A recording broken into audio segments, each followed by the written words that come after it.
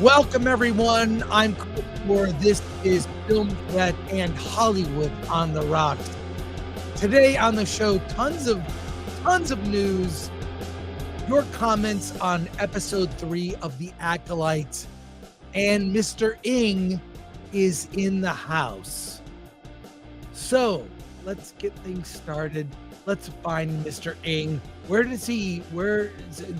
Let's just start. Let's just go, man. Speak of waiting. Let's go.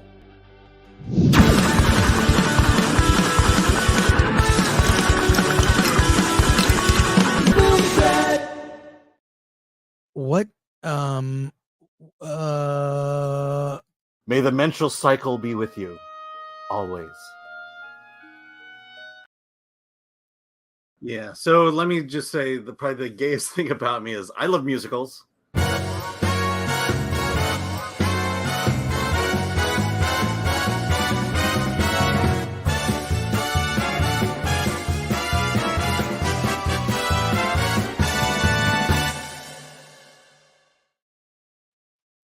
Now I know how Mo feels when Larry and Curly do something like...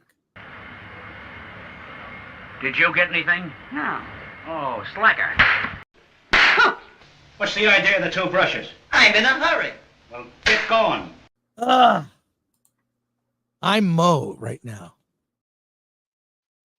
Ladies and gentlemen, it's going to be a great game today between Chris Gore's Strokers and Alan Ng's Dyslexicons. Alan!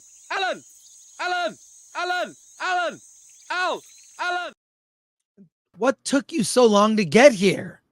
It's what I do. Fashionably late. That's. Oh my God. Wait, you have a special announcement. Chris do we? Gore, how dare you criticize the new woke Hollywood? We activists don't buy tickets because we are broke and miserable and we want everyone to be as negative as we are. Oh, and this goes for you as well, Mr. Ng. See? What? You deserved that. This? You deserve that, Alan. How dare you? Here we are. I'm thinking back to it's a Saturday night. I'm sitting there minding my business. I get a text from Alan, which is unusual, right? On a Saturday night. Why is Alan texting me? And what did you tell me? What this It was about the Acolyte. Is this last Saturday? Yeah, about episode 3.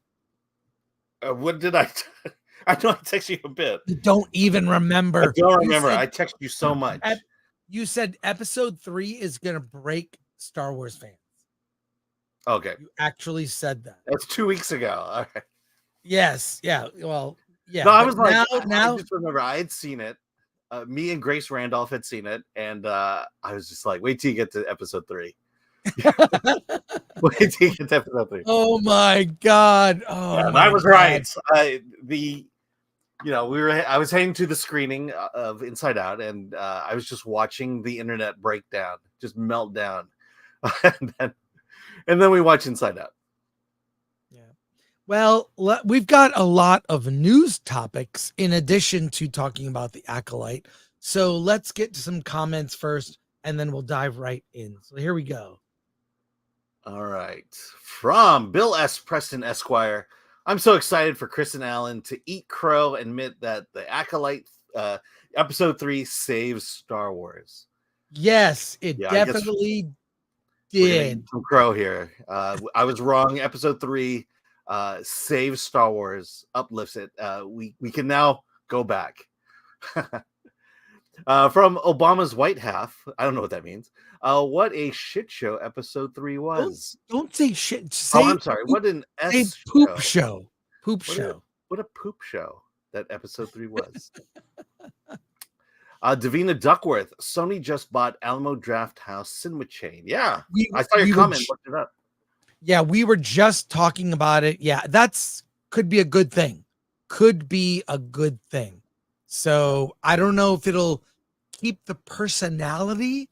It had a personality of a small business, I don't know. I'm generally against big corporations buying small businesses because they tend to screw them up. So there you go. Yeah. Well, okay. Thank you, Vina. From Sean G. If I may recommend a palate cleanser, Kaiju No number 8 or No 8 is a great anime with mystery, action, and great female characters. We need them. We need them now more than ever. Keep If you had going, said Alan. hot female characters, I would be right there. From Solomon Thornton, in the terrible memory of Disney Star Wars, it will not be missed. No, there you are. No truer words. From Willie the Monkey King. Hey, Willie. This is the Acolyte commentary I've been wanting to hear the most. However, I hope their discussion doesn't take most of the episode. We are going to, we have news stories up front. We'll talk about it the second half of the show. We have so much. I have a whole list of stuff to go over. Yeah. From Geeka Moomin. I recommend the Legacy comic for anyone interested in Star Wars content that is actually good. I love reading. I still buy Star Wars stuff, but it's old stuff previous to the Disney acquisition. Yeah. So there you go. I don't know. Someone sent me the cover with the bunny guy, the bunny character. Okay. Laura Buckles. Hello, all. I kind of feel like I'm early for the planned Star Wars funeral, but I'm here for the autopsy. I have an announcement, and I'll do it momentarily. Just okay. Here we go. Okay, from Cassigan, a member for 9 months. Hey, thanks for the support. The power of Gore, the power of Ng, the power of film threats. Did you talk? Were you on the Nooner today? There was no Nooner, and no one told me. I was ready to go at 9 a.m. And then no one, Gary called me like an hour later. Of all days to not do a Nooner. Yeah, that was not my decision. So it's all good. FNT will be great on Friday. A couple more and we're going to get, oh, wow. Yes, from Scott Christy Jones, member for 3 months. Love you, lads. Keep up the great work. Get Elon on. Yeah. That's the plan. Yeah. Well, he from retweeted Sean Z for 999. I need my dose of Alan Chris right now more than ever. Let's do this, boys. And Alan, does that make Hugh Jackman get? Maybe. And Alan, does that make Hugh Jackman get? Maybe. Wait, he's got some follow-up ones. Here we go for 199. Any updates on Wolverine and Deadpool? No. And then he goes on to say, okay, let's see. Yeah, for 199, the Batman 2 delayed again. The Batman 2. That is the rumor. Delayed or canceled. Batman 2. Thank you, Sean Z. Generous 3 super chats back to back. And Flav, member for 10 months. 10 months already? Yeah, and if you're a member, check the members tab. We are sponsoring a screening of the movie Daddy-O with Dakota Johnson and Sean Penn in New York and LA. You can get free tickets to multiple screenings. I'm going to promote the link later, but I'm giving it to members first in case the RSVPs are gone. And Sons and Shadows gifted 5 Film Threat memberships. Check the members tab. All sorts of exclusive stuff, including Frank Miller, an interview with Frank Miller. I went to the premiere of the Frank Miller documentary. I'm going to talk about it on Friday. And I recorded the Q&A with Rosario Dawson. And if you remember, the whole video interview is on the members tab for members only. So, and then finally from Lord Botha for 199. Thank you. To go to AMC, are you going to have to link to a PSN, PlayStation Network account? I don't know what that means. I know. Did AMC buy? Did PlayStation buy AMC? You mean the Draft House? I don't know. That doesn't make sense. Sorry, Lord Botha, but thanks for the super chat. And then lastly, remind people. That's from Lord Thoth. Like, share, subscribe, hit the bell for notifications. Sign up as a member. Join us on Discord and Rumble. Buy our merch. Shop.filmthreat.com. That's right. Check out the merch. I just got this t-shirt. Does anyone know the logo? Anyone recognize it? Anyone? Alan? Yeah, Godfather. Yeah, I know it is. So, yeah, go to shop.filmthreat.com to check out all the merch. We've got like our own. I want to do this. Atomic Glory. We should do the Film Threat Pride collection. We should, because we have both. Here's what we got. We've got like a shirt like this, right? That's a Pride collection. And then we also have American Pride. So there you go. We can do both. Whether you're gay, straight, or American, celebrate Pride. I'm sure someone's going to clip that. Yeah, but go to shop.filmthreat.com. All right. Lots to discuss here. We're going to get to the Acolyte soon, but we have some things to talk about. I am making an announcement. You ready, Alan? Yes, do it. Let's do it. Here is what we are doing. You are the first to know. A Film Threat global event. I just started. This is just No, it's a Google Doc. Okay. I don't design logos. A Film Threat global event, funeral for a franchise, Star Wars, Wednesday, July 17th. This will be an all-day event. People from all over the world. You will be involved. You watching this can post a eulogy. We will be playing eulogies. We will have on guests. Who is going to be on? Alan Ng will be a guest. He may be the preacher that is going to be running the proceedings. People are going to be required funeral attire. So black, you'll be dressing in black and having glasses. And women will have to have black dresses and veils. And we're going to have on tons of special guests, YouTubers, people like Critical Drinker, Az from Heel versus Babyface. So many other people you already know. That Star Wars girl, they're all coming on to give their eulogies to a dead franchise. This is Wednesday. This is the day after the final episode of The Acolyte. This is my idea file. This is just, I shared this with you, Alan. You have not typed into it yet. No, I have not. That's it. So I wanted to make the announcement now. Clear your calendar. And what we're going to do is start a hashtag. And you can post your eulogy on social media and we'll play it during the show. So it's going to be all day. This is going on. A global event. The world will mourn Star Wars. There you go. There you go, Alan. What are your thoughts? I'm just sad. The world will mourn, but not Disney. Disney will just go on as if the body is still kicking and moving. Yeah, it's sad, but that's the way it is. Yeah.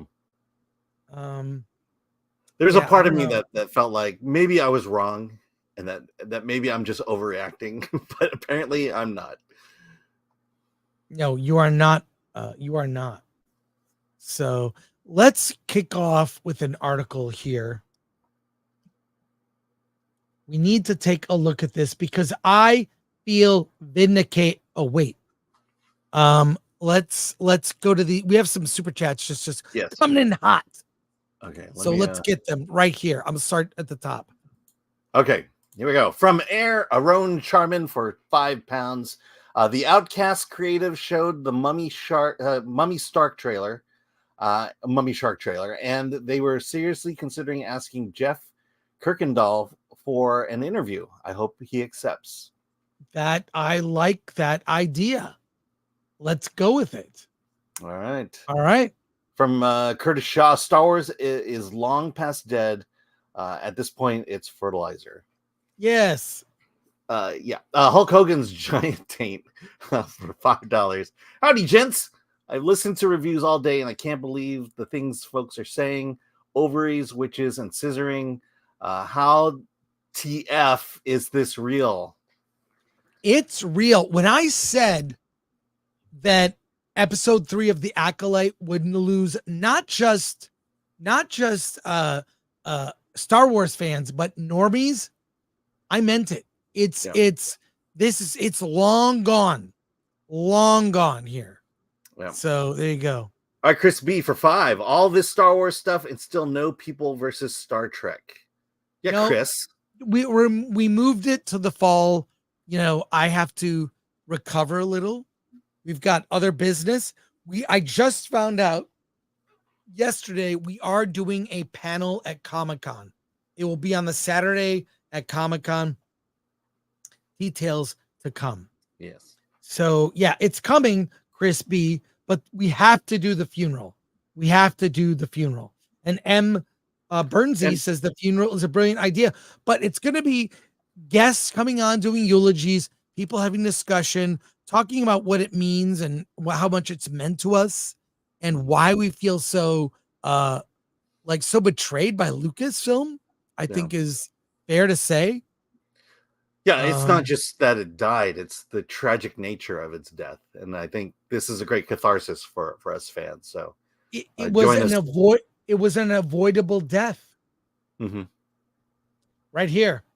Yes, from Fearless Wolf for £5. I am gay, left-wing fan in my 30s, fitting the demographic Kathleen Kennedy aims to cater to. However, I can't stand the bad writing. Yeah, I just think when you make the identity of a character, the whole thing about them, like, I don't know that a character's sexuality should be such a defining characteristic, right? I just think we've moved past it. No one cares. Yeah. Just make a great character, and you don't even need to bring that aspect up. And I mean, it's not part of the story. So what? Yeah. So thank you. In fact, you. I would say the romance killed the prequels. Well, the lack of romance. Yeah. But let's get into it. I feel vindicated. I feel vindicated right now. Star Wars is a male brand. I will present proof. Statistics. Here we go. Alan sent me this article from The Wrap. We can't read it all. Star Wars has an older, more male-skewing audience than Marvel charts. That's right. Go ahead, Alan. Read that first paragraph. Yeah. It's got to get way bigger if you want me to read that. I'm just going to clip. It's got to get way bigger. All right, go ahead, Alan. Okay. This is going to be fun. Understanding the audience of a franchise is a key first step in making strategic decisions about how to expand. From that starting point, a fundamental question is whether to cater more to the franchise's existing fan base or to make changes to broaden its appeal and hopefully grow the franchise audience. Using Parrot Analytics audience solutions, we can look at the demographic of Star Wars and Marvel shows and movies to get a sense of how these franchises have used new content to appeal to different audiences. And I can't read beyond that. Well, yeah.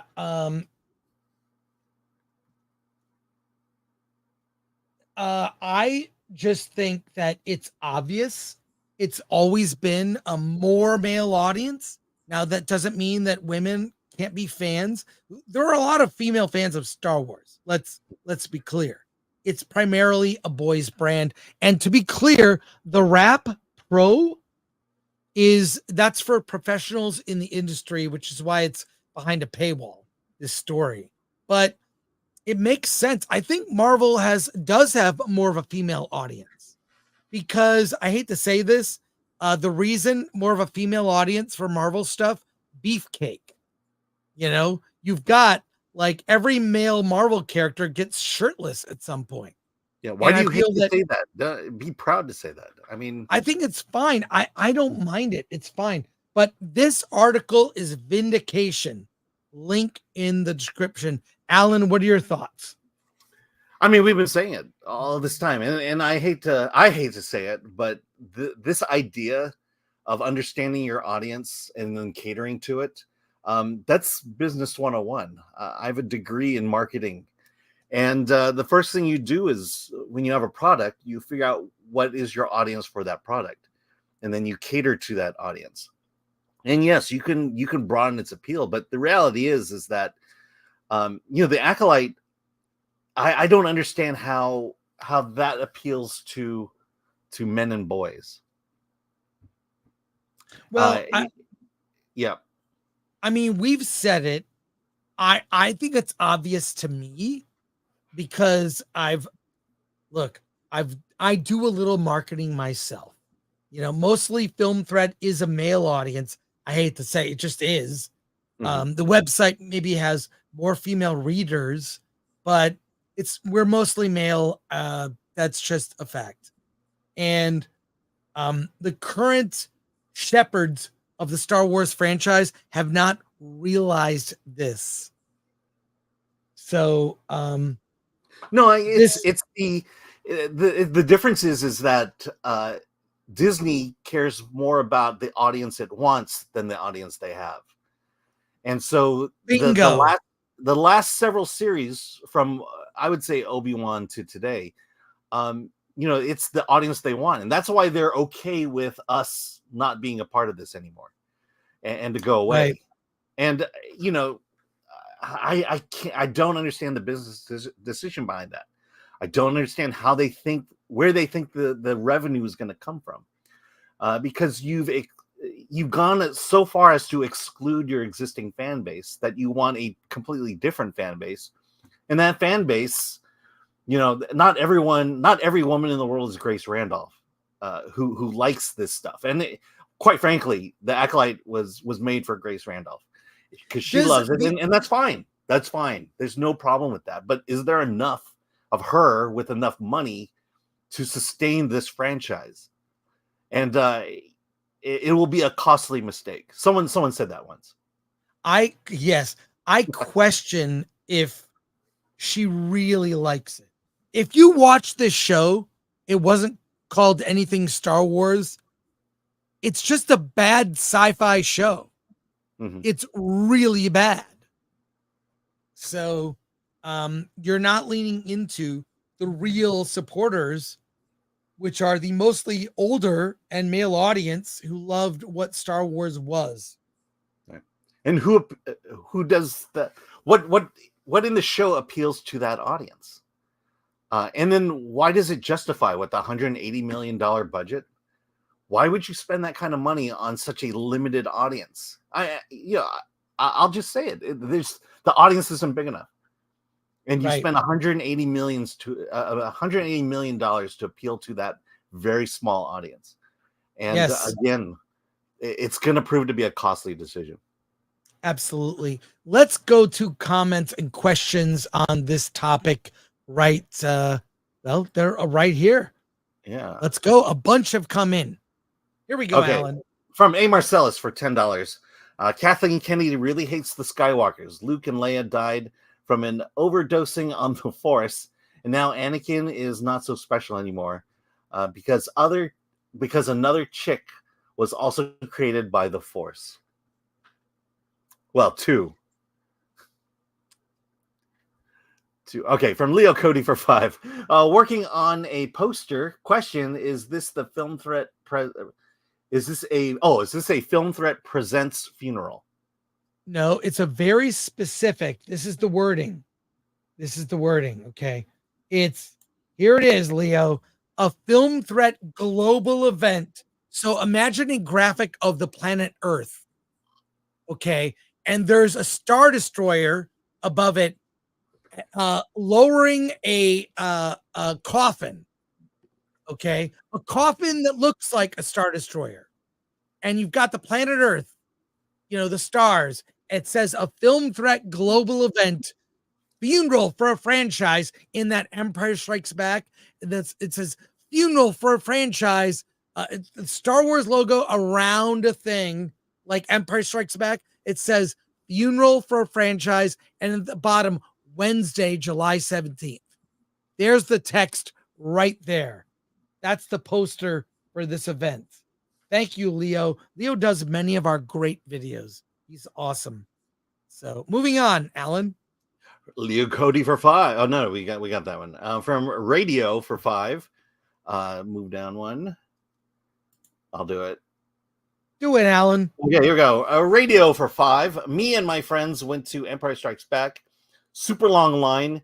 We were in intermediate high school then, and we ran away from school just to watch. Nice. All right, next. From Hulk Hogan's Giant Taint for 5. Thanks, Giant Taint. So Anakin Skywalker's mom is a lesbian under the Disney canon. Is that right? Completely destroys George's Christ analogy. Yep. All right. From let's see. Nope. Let me get to it right here again. No, yeah. Oh, was that a repeat? I think that's a repeat. It's a repeat. I'm sorry, Radio. If you sent it twice, thank you. From Anakmaman, abuser of Streamlabs for 5.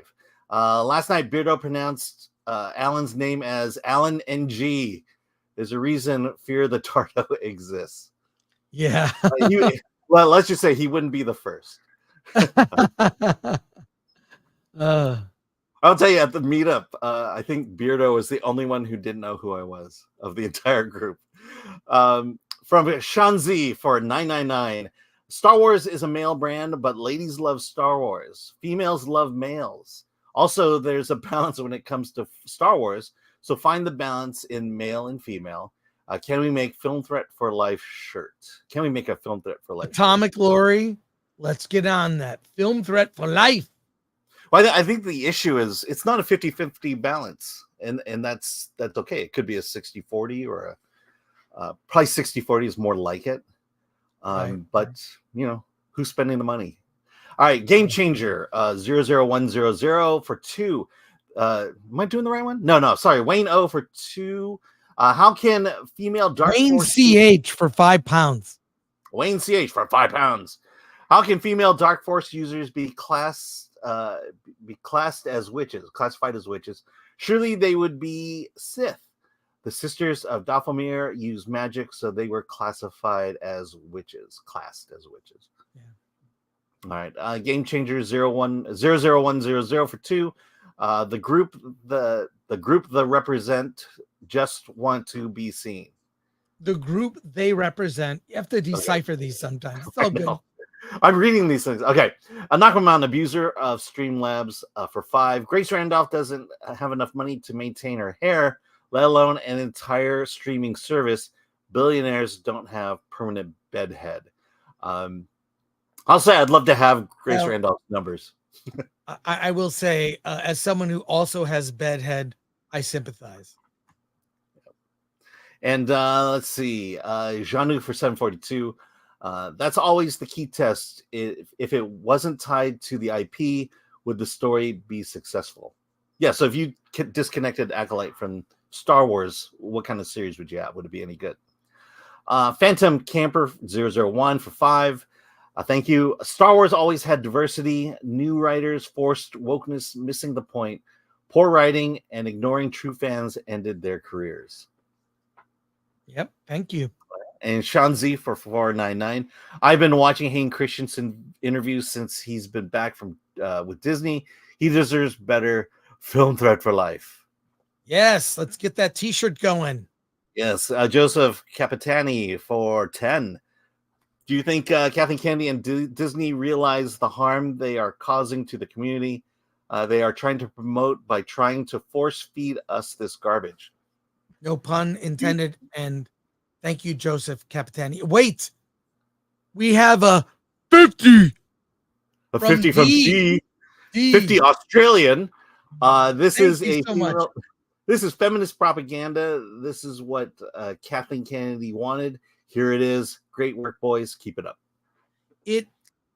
Yeah, I don't know if, like, are there a lot of lesbian Star Wars fans? And did they not like it? And so they needed to, I don't know. It just seems, I don't know. Do you watch this with your kids? The show? Not mine, no. I mean, she told me, my daughter told me that she's gonna watch it out of morbid curiosity. Oh yeah, a lot of people are.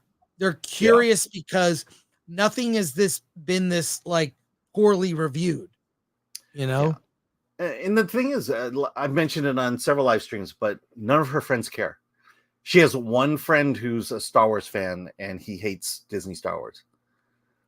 Wait, is he a teenage boy? He's a teen. Yeah, he's her age. So teen. Her age. Yeah. Wow. But again, none of her friends care about this. You know, the same friends who didn't watch the Marvels, they don't care. They don't care. Thank you, D. Appreciate that. Shanzi 199. Please clip Alan saying thanks, Giant Taint. Okay, Glenn. Remember that. Thanks, Giant Taint. Turn it into a video. Yeah. From Philip Martinez for 5. What's the obsession with the alphabet community obsessing with sexuality, especially with child sexuality? I don't know. I just think, I try to remember, like, when I was a kid, stories never really mentioned what characters were. There was either romance in it, or there were stories with no romance and sex wasn't a part of it. But to be fair, Star Wars is pretty, when it comes to romance or relationships, it's pretty kid friendly. It's like, what is it? Han Solo and Princess Leia kiss. I mean, Luke and Leia kiss. It's fairy tale. It's not. So to even go further with this seems just kind of weird. Well, here's the other unnecessary thing. Here's the other thing. Is the LGBT community even watching this? It's like we want representation, and then we give it to you, and you don't watch it. Right. I mean, what's the point? It's like people come in and says, okay, boys, your Star Wars doesn't have enough LGBT representation. We're going to throw it in there. But this idea that we want to be seen, well, they're not watching it. So how are they being seen? Exactly.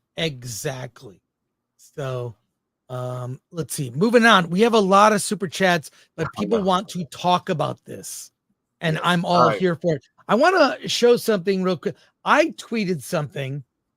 I don't tweet a lot. To be fair, I don't tweet. Alan tweets like a 14-year-old girl. But I sent out this. But people make videos about my tweets. So yeah, they do actually. Well, someone should make a video about this tweet from me. And I figured it out. This is the meaning of the thread. Okay. It says the power of one, the power of two, the power of many. I'll look at this graphics. That's the power of, wait, let's go. The power of one, the power of two, the power of many. Wait, sing it with me, Alan. Okay, here we go. Okay. The power of one, the power of two, the power of many. That is going to offend somebody. I don't know how we're going to recover from that. Here we go. I wish I understood what those pictures meant. Go on, Alan. All right, from a Desert Breakfast for 5. Why haven't we heard anything from Drinker or Neurotic since episode 3 has aired?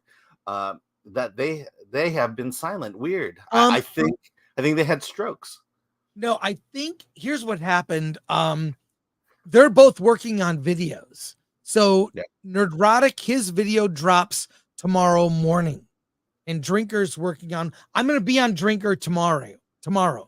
So look for me on the Drinker show. I asked to be on with Star Wars Theory. So there we go. I think you're on FNT on Friday, aren't you? No, I'm not. You're not? Okay, someone mentioned it. I don't know. I might be, but no one told me. Okay, maybe you're not. Keep reading, man. I know. From Razorburn for 2, a shame the coffin can't be a photon torpedo case. What would a coffin be in the Star Wars universe? What would it look like? Well, they do pyres. I mean, that's the only... A funeral pyre. Yeah. Yeah. So maybe just a giant fireball. Because fire burns in space. So how about a giant fireball? Sean Z for 199. Keep hair out of it, but I agree with you on Grace. Yeah, I tend to not go to... I don't make fun... Because there's so much to make fun of me. I don't really go there. So, but my hair is easily you could make fun of. So, yeah. From Rahul Ray for 40 squiggly lines. Kalka 2898 is releasing this month. All right, we'll look at the trailer. I looked it up. It looks amazing.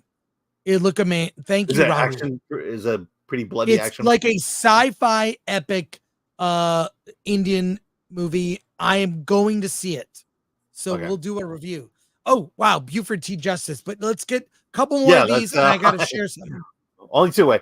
G-Man for 5. Do you think Grace likes the show because she enjoys watching it, or because she thinks it's important for it to exist? I think it's both.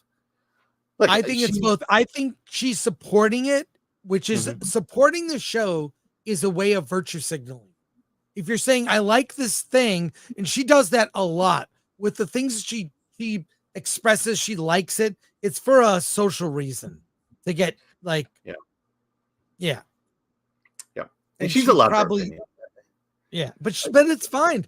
I watch Grace Randolph. I like diversity of opinions. Mm-hmm. There you go. Yeah, I mean, she loves female empowerment. She loves diversity, and that just raises the score for her. But I will say I've been surprised at criticism she has of things. So I don't think she's a shill at all. She just has a weird opinion that's not mine. All right, 52 Game Podcast for 199. Hostile, hateful, vengeful homosexuals killed movies. Well, I'll say this, just as I discovered John Waters movies. John Waters, who is gay, and his movies I wouldn't describe as gay. They're like wild comedies with gay content. I miss those kind of gay films where they were funny and made fun of themselves. So yeah. Hey, I mean, Buford T. Justice for $49.99. Thank you for that. Appreciate the support. The Force is Luke Skywalker. It's been done with Star Wars since 2017. Can't even enjoy the old stuff anymore. I've been done with Star Wars since 2017. I've been done with Star Wars since 2017. Can't even enjoy the old stuff anymore.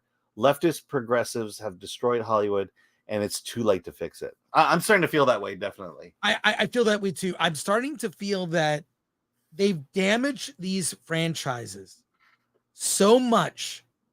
You can't fix it. Other than having it go away, shelving it, and bringing it back, you've got to wait at least a decade, minimum 5 years. No Star Wars for 5 years.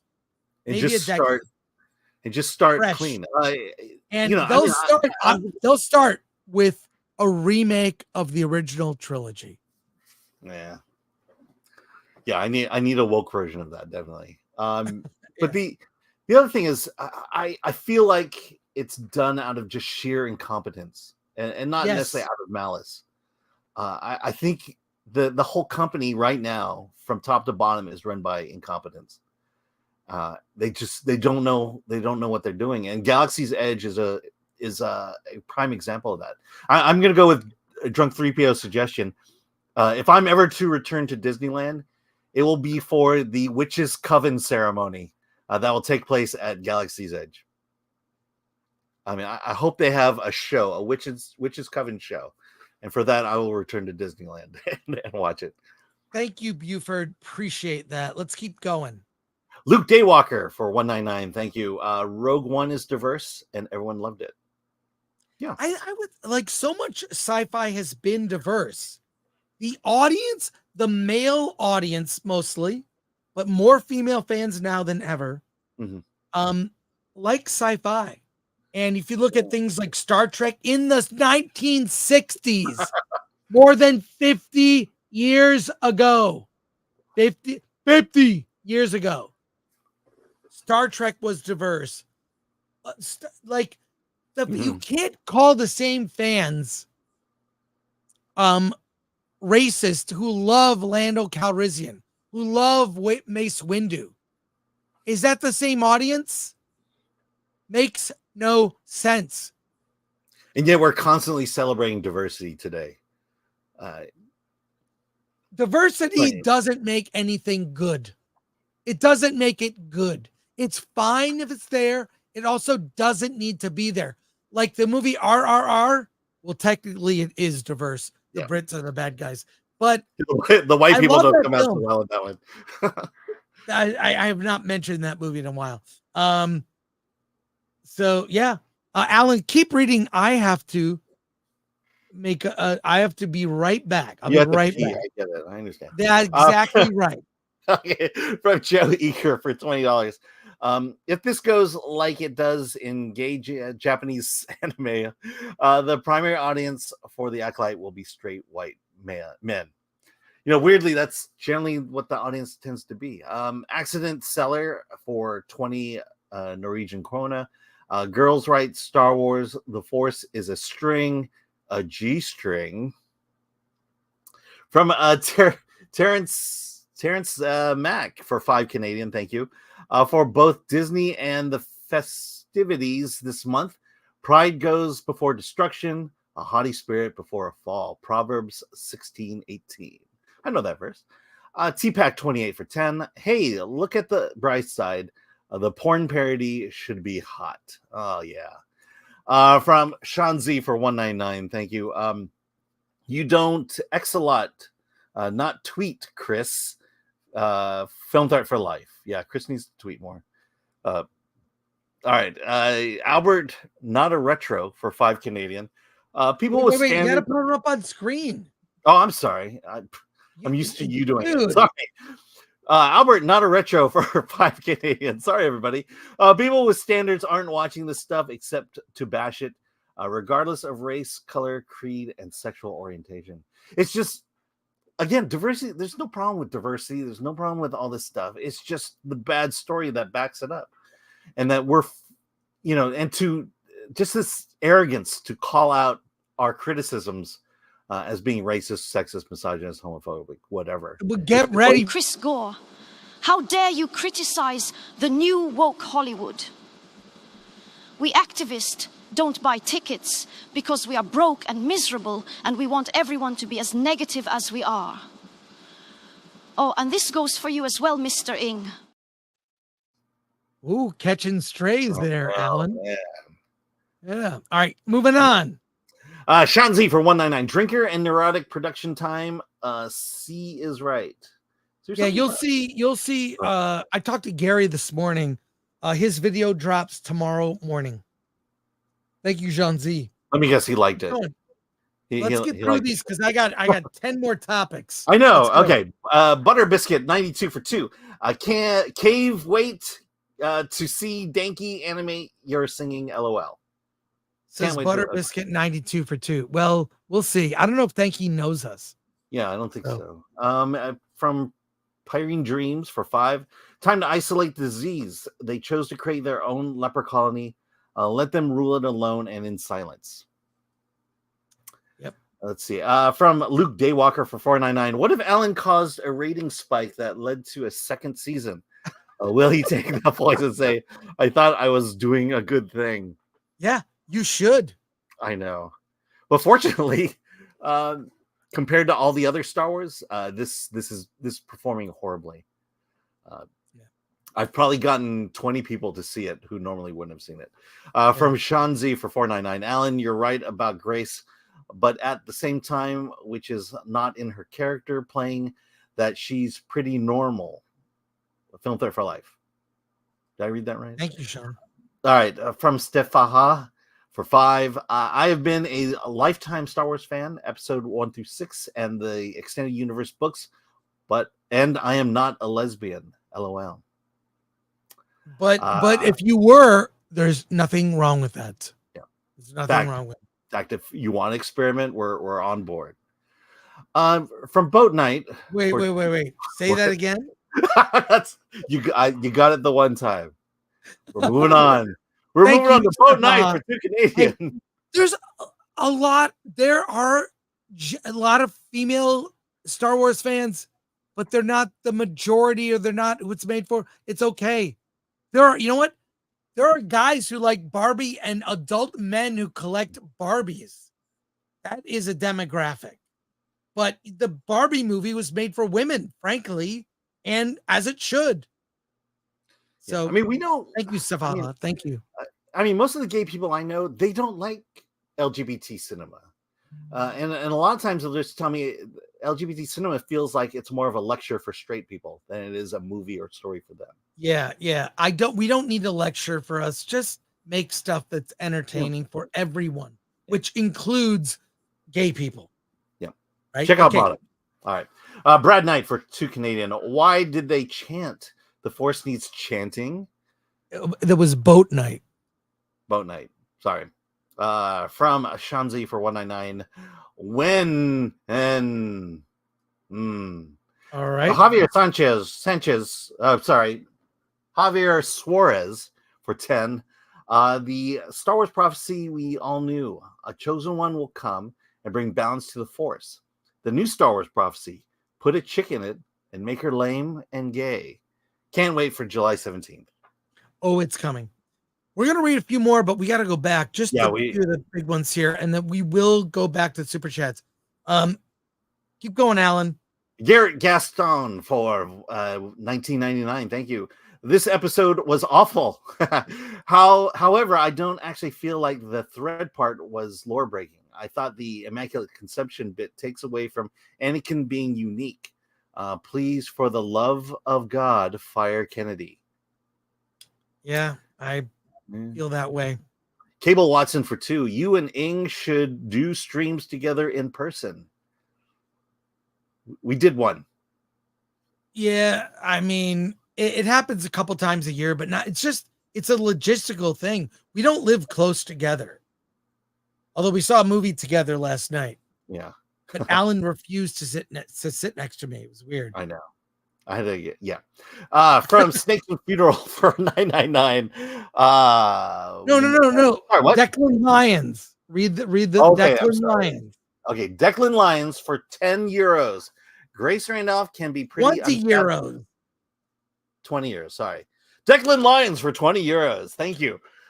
Grace Randolph can be pretty unfathomable since like when she rated Black Panther ahead of Infinity War because of representation. But she made the best breakdown of why Rey Palpatine is definitely a Mary Sue. Yeah, she has good takes every once in a while. We approach different movies differently. My dyslexia is really kicking in right now. Yeah, sorry, Alan. We have to figure out a way to fix that. So we'll figure it out. I want to Atomic Glory, and this is a note for Glenn, our producer, to stitch together our start of the video and jump to this. Or maybe just zoom in on this link. Here we go. This is the Star Wars is a Male Brand article from the Rap Pro. continue reading, and there's a chart we're going to look at. So continue reading here, Alan. Okay, it's got to be way bigger than that. Oh, sorry about that. I'll make that. No. Yeah, or you could just take the link that's in the private chat, put it on your computer. Yeah, and right read now it. my computer is. Is that big enough for you? Yeah, I got it. Okay, here we go. At a high level, the audience for the Star Wars and Marvel franchises are both male skewing. Only a handful of Marvel titles had more female skewing audience. Between the two franchises, Star Wars is more male dominant, with many titles having a 70% or greater male share of the audience. It is also an older audience than the Marvel franchise, in part due to the audience demographic of the original trilogy.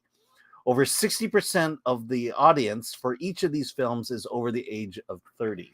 Wow. Okay, that's shocking. We're going to look at this chart in a second, but read this next paragraph. All right. Three Marvel series have been successful at breaking through the female audience with female audiences. Marvel's Agent Carter, Marvel's Jessica Jones, and Loki. Agent Carter in particular had a strong female lead and blending of the superhero and historic drama genre. Has won over female viewers who make up over 60% of the show's audience. Do you want me to keep going? Making inroads with female audience is not as formulaic as simply casting a female lead. However, if we look at the Star Wars franchise, The Mandalorian has had the most success expanding beyond the franchise's male-dominated fan base, rather than Ahsoka, for example. Conversely, the Marvel Universe Echo has a female lead, but one of the most male-dominant skewing audiences, over 80%. Okay, let's look at these charts that are in this article. Okay, you're gonna have to describe it. Yeah. So here we go. Audience demographics for Mad Max movies. Look at this. Look at this. It's Mad Max was 78% male. Okay, the remaining is female. Road Warrior, 84% male. Beyond Thunderdome, 70%, 70.9% male. Fury Road, is 66.5% male with 33% female. And Furiosa, 70% male, 29.7% female. So they go into talking about Fury Road because that's recent. Look at this chart. I'll back out so we can see the whole thing. This charts all of the Star Wars movies and Marvel shows. Okay. Above the line, the audiences are 50%. That's right in the middle is 50% male, 50% female. Okay. Older audiences toward the top, younger audiences to the bottom. And you see where these TV shows and movies land. And it's interesting. It's interesting. Marvel has a younger audience, Star Wars an older audience, Star Wars mostly male audience. Marvel audience is more female. And I think there's reasons for that. There are a lot of likable male characters that take their shirts off. Alan, can you see this and comment on these this graphic? No, I can't see it, but I'm curious. Where's the Marvels on here? Does it show or? The Marvels is not represented, but yeah, it's really Star Wars is a more male-dominated audience, according to the Wrap, a respected industry trade. Mm-hmm. So there you go. Let's go back according to basic business principles. It's catering to audience you have, not the audience you wish you had. Exactly. Whether Lucasfilm likes it or not, the audience that are fans, it is what it is. I'll repeat what I've said before. Alan and I should not be in charge of a women's cosmetic brand. Alan should not head up a company and be in charge of girls' fashion. I should not be in charge of a female jewelry brand. I just think that women have an affinity for certain things, men have an affinity for other things. I know that sounds like it could be sexist, but it's reality. Yeah. Yes, it's common Alan? sense. It's common sense. I think it's common sense. And that's Men- fine. And look, Men and teams women will, are different. and by the way, teams will be diverse. Some incredible women have contributed to Star Wars in a creative way, in a huge, making a huge impact. The biggest one, Marsha Lucas. She edited Star Wars. She won an Oscar for editing Star Wars. She saved that movie in the editing room. Saved it. So so that's it. But like they just went hard. They went hard with this series, and with, in particular, episode 3. We'll get to that soon. Alan, any final thoughts? Again, this is all common sense. The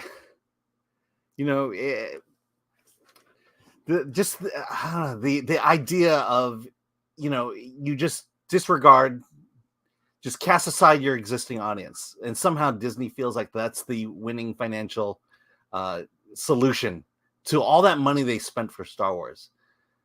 It's the arrogance to say that, oh, we'll just slap Star Wars onto it, and all these guys, all these men, all these older men will just flock to it and pay money to it regardless. And again, it will prove to be a costly decision.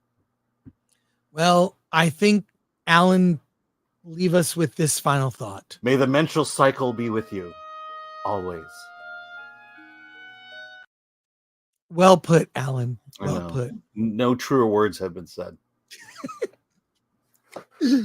Okay, let's continue with comments. We'll get back to it. All right. From Sean Z for 199, Chris, I can help. I can help for free, bro. Like, how so? Like, are you talking about with the funeral? You might need help with the funeral. Yeah, we need pallbearers. So yeah, well, pallbearers. We're gonna book George Lucas. George Lucas was part of the Critics Court trial. We'll get George Lucas to give a eulogy to his own franchise. And maybe Ryan Johnson can join us too. Sure. From Big Worm, member for 18 months. Thank you for your support all this time. My 14-year-old son in EO2 Spacefire. Oh, episode 2. Okay. My 14-year-old son in episode 2 Spacefire. Episode 3 a Rockfire. Rockfire? Thank you, Big Worm. Yes. Thank you, 52 game podcast for 199. At the end of the rainbow, it's a lesbian using the Force. Oh, as Alan put it so well, power of one, the power of two, the power of many. Duff McClintock for 499. Honestly, the woke stuff isn't that bad with space lesbian witches, etc. Could still make that interesting. Writing is just awful. I agree with you, Duff. I agree. They could have made a coven of Sith witches interesting. Mm-hmm. Just make them Sith witches that are fleeing. It just felt too on the nose, and the best sci-fi kind of cloaks it in something else. Yeah. I mean, we'll definitely talk about this when we get into the episode. Because I have a lot of thoughts specifically about this. Yeah. Suns and Shadows for 2. I'd rather watch Battle Beyond the Stars. Oh my God. I love Battle Beyond the Stars.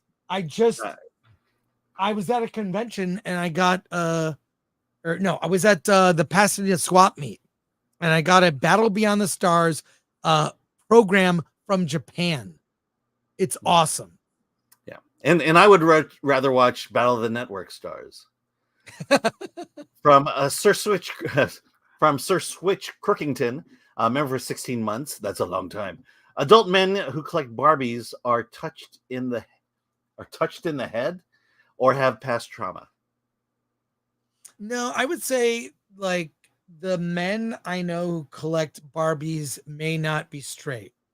I think that's and who cares? You collect what you collect. I You know. like what you like. Some people collect rocks, whatever. We all have some affection for some collectible things.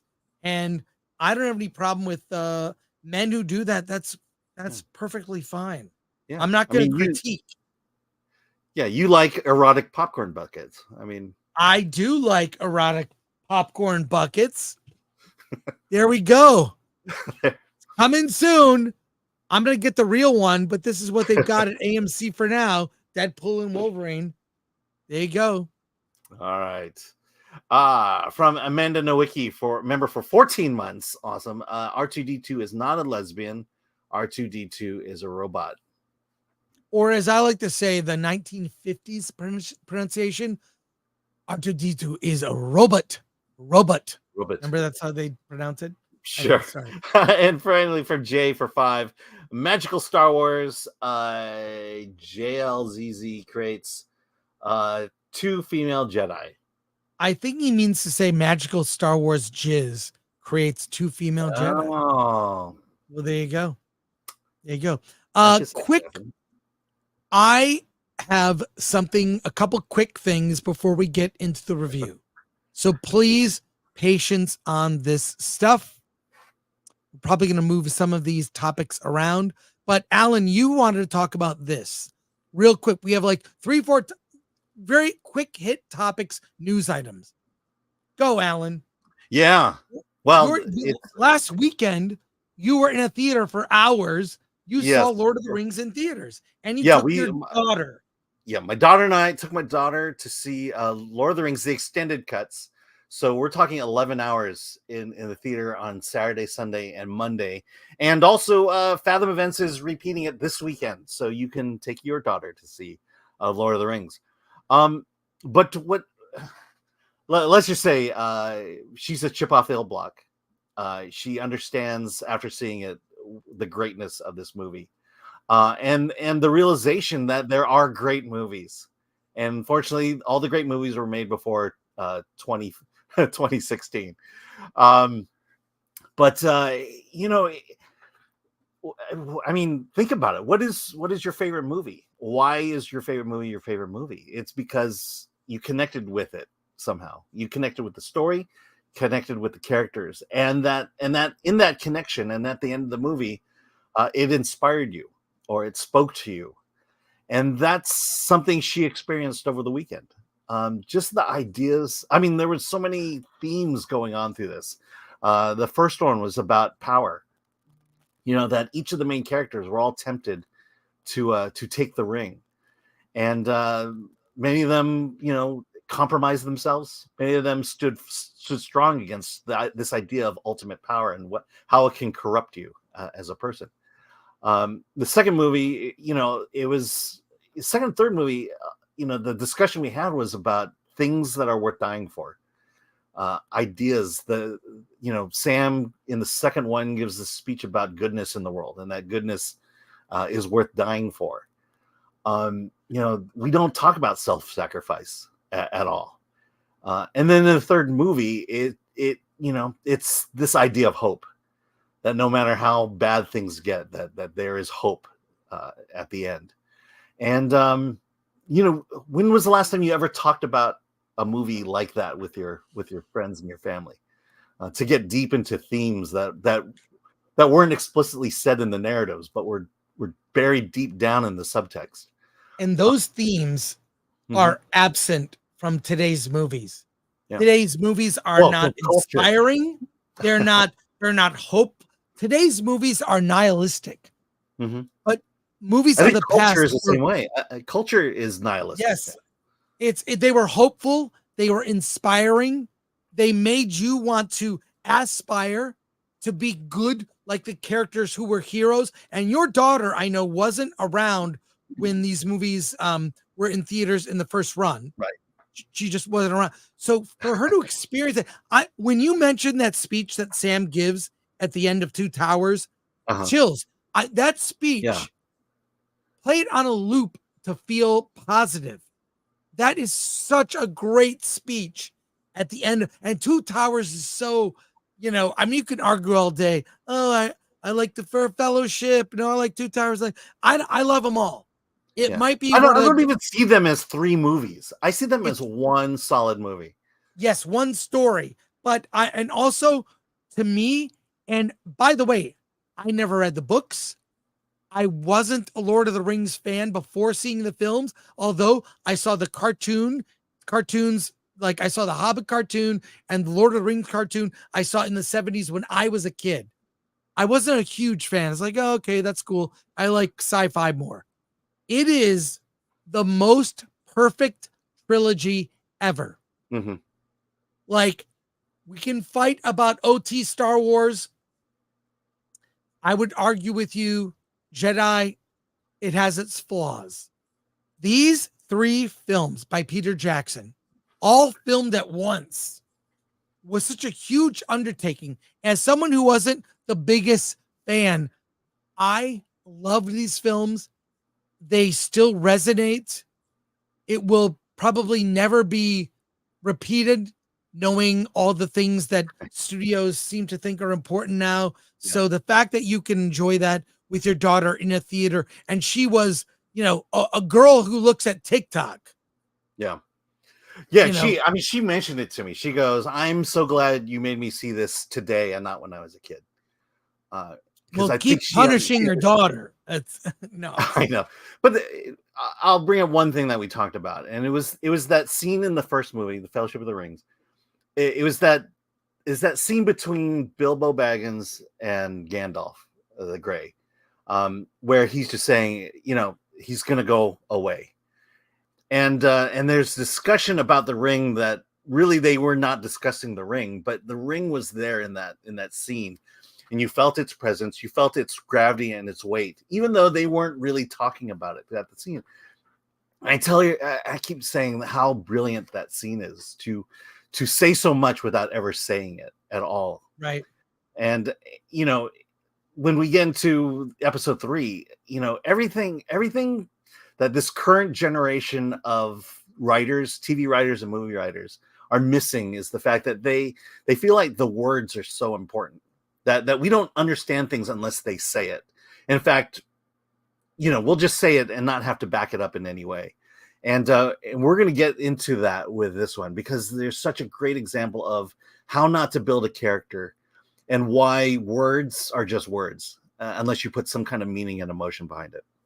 Well, can you imagine if there was the same kind of care that Peter Jackson took with Tolkien's Lord of the Rings, and if that was applied to these Star Wars sequels, we'd still be talking about it instead of complaining. I mean, can you imagine if they created a J.R.R. Tolkien series and just kind of disregarded Tolkien itself? I mean, how horrible would that series be? Yeah, Alan, that would be terrible.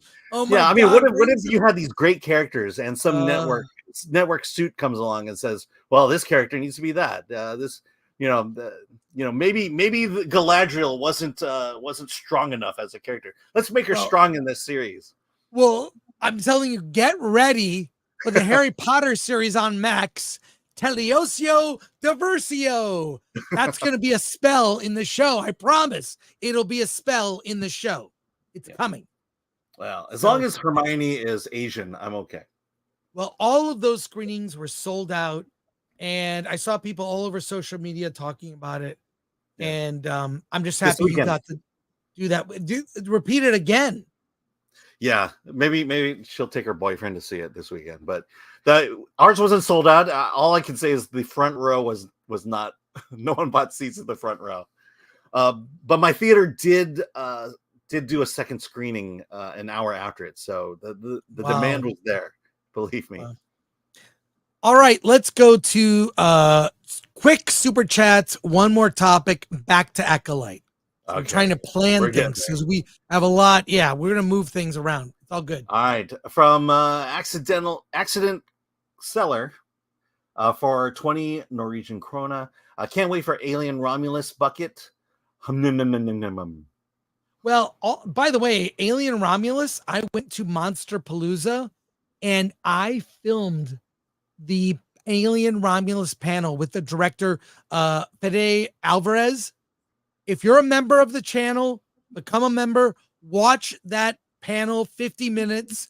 I was there. My camera work's always bad because I'm trying to not get caught. So I'm like this with my phone, just kind of whatever, but watch that panel. And for members, we are giving away tickets to a screening of Daddy-O in New York and LA. If you're in New York and LA, look for that and check that out. Okay, back to your chats. Yeah. I will say Alien Romulus, I feel I've seen a scene from it. And the impression I have so far, it's Scooby-Doo and the gang up against aliens.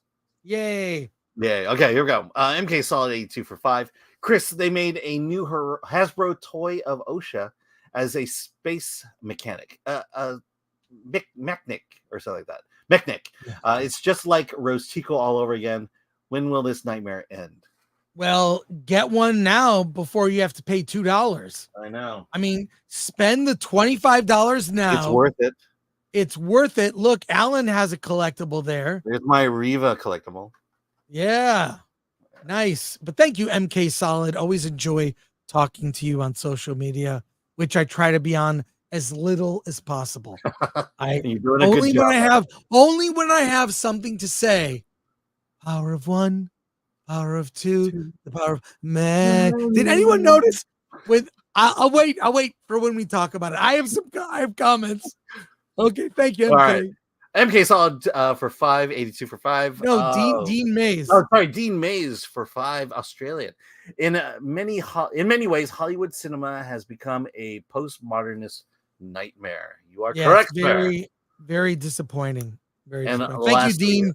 Lastly, from the amazing Jade Scott for 20. Thank you for that. Those that killed Star Wars earned their currency in the production van. I've driven enough of them around. They gloat and drool over each other as they congratulate themselves on their virtue signaling. It's never about the art. Hey, Jade, good to hear from you, brother. Jade, good to hear from you. I know what you're talking about. I've been on film sets, been on TV show sets. It's a currency. There is a currency to like, oh, I went to this charity thing. I tweeted this. I don't think we should shoot the puppies. I'm against that. There is so much blowing smoke up other people's butts. It's just you cringe when you hear it. And the boys actually comes out tomorrow, actually, and we're gonna talk about it. I'm not looking forward to this season, but apparently this new season makes fun of Hollywood a lot. Thank you, Jade. Appreciate you. Thank you. All right. You keep saying that, and it just winds up being they hate Trump. Well, yeah, it's always that, right? All right. It's always that. All right. We have to get into it. I'm good. This is my first rant in a while. Let's go. A freaking IKEA chair. As you know, I'm a huge fan of Dune. I have 3 Dune popcorn buckets. I have played every game that Dune has ever had in terms of video game. There was the strategy game, which came out on Sega Genesis. I played it. It's great. There's one of those like point and click adventures. Love it. But there we go. A new video game is coming out, Dune Awakening. It will be on Steam plus PS5 and on Xbox. And it's an open world MMO on Dune. You wear a still suit, you go out, and a new trailer dropped. And we're going to take a look at it. And I have some comments. Alan, you might need to mute me, but let's take a look at this trailer. It's a couple minutes, it's short, but let's watch it together because I have thoughts. Here we go, Alan. You ready? Yes. The only peace I find is a future that never happened.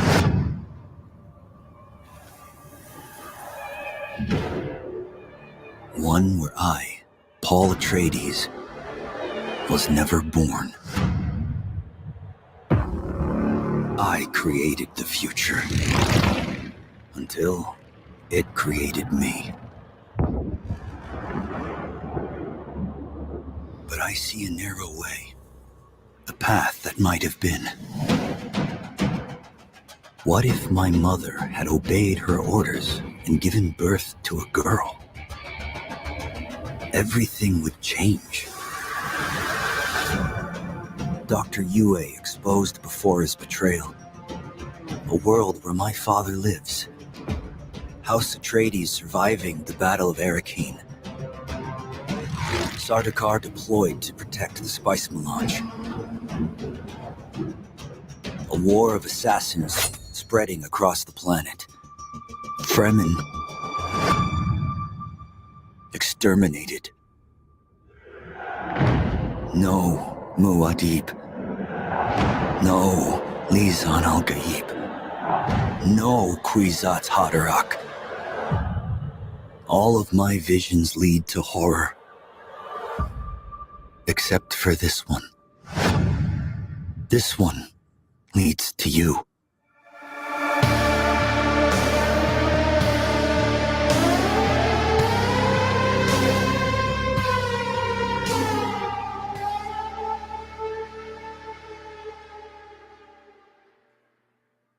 Well, there you go. So you're saying that by making Paul Atreides a woman, that the Dune world becomes lame and gay? No, I'm saying actually it is. I cannot believe they found a story way to gender swap Paul.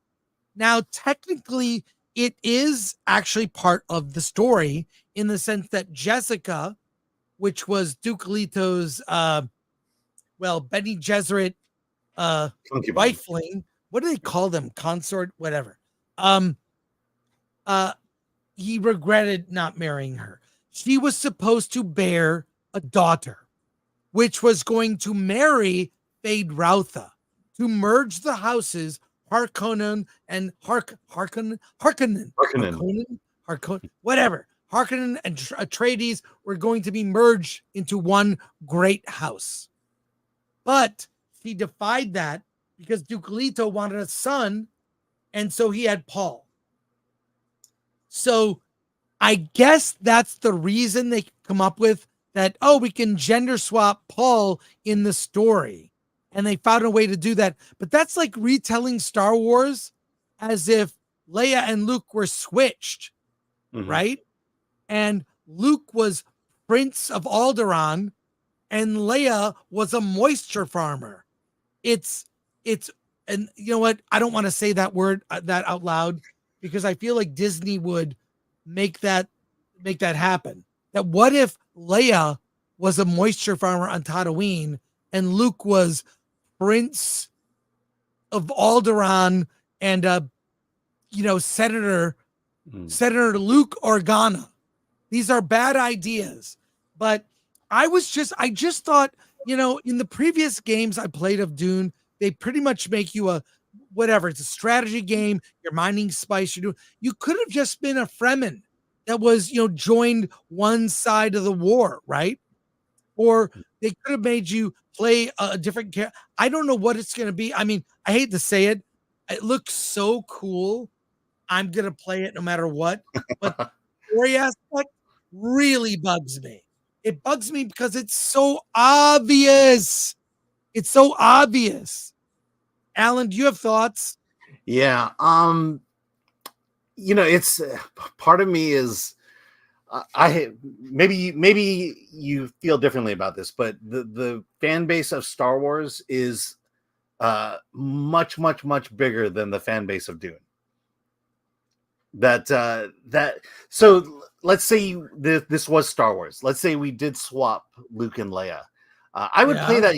I would play that game because I'm so intimately involved or understand that world. No, hold on. Let me just say. Sorry. Yeah, go ahead. Yeah, I understand that world so much that if an MMO came along and they did that switch, the what if switch, I would probably be into it because I'm familiar with it, and I'd like to see that idea play out and maybe play along.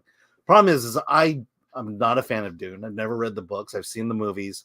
And this idea of gender swapping Paul Atreides means nothing to me. And for me to play a game, all that says is that the game I'm about to play has nothing to do with the movies I watched. And so I'm not interested in playing that game. I guess it's a good idea. I don't know enough to judge that. But I can't believe that there's a fan base large enough that will think this is a good idea and want to play a MMO based on this idea. I think if I know Dune fans well enough, they're just happy there's a Dune game, right? Like this, and this does look really cool. What would have been better is if you played as a different house. You either picked House Harkonnen, you played Fade Routha. So you're there, and it's basically battle for control of Dune, right? Yeah, so it'd be Atreides, Harkonnen, pick a house and conquer the planet. A much the thing is, I would play that game because I've seen the movies and I would probably understand what's going on. But if you're going to fundamentally change the story of the game or of Dune, I'm going to feel kind of lost. Okay, but let me give an example. Anyone in the audience, I played all these games. I was addicted in the 90s to the X-Wing games.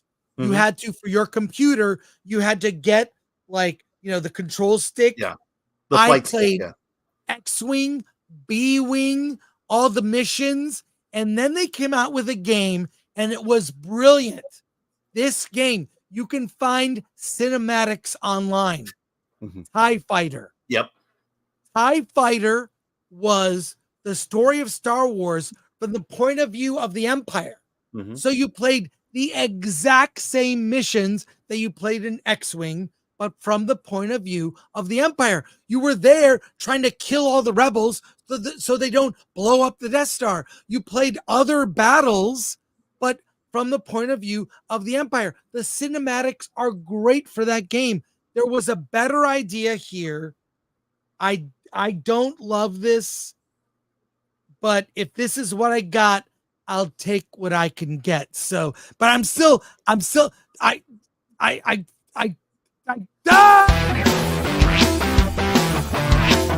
freaking IKEA chair. Let's go to comments. My favorite person here talks about Dune. Nerd Cookie, say good to see you in the chat. Hello. Okay, so a female Paul can't be the. Why don't you read this? Because a female Paul can't be the Kwisatz Haderach, so there's no way she'll do what Paul did.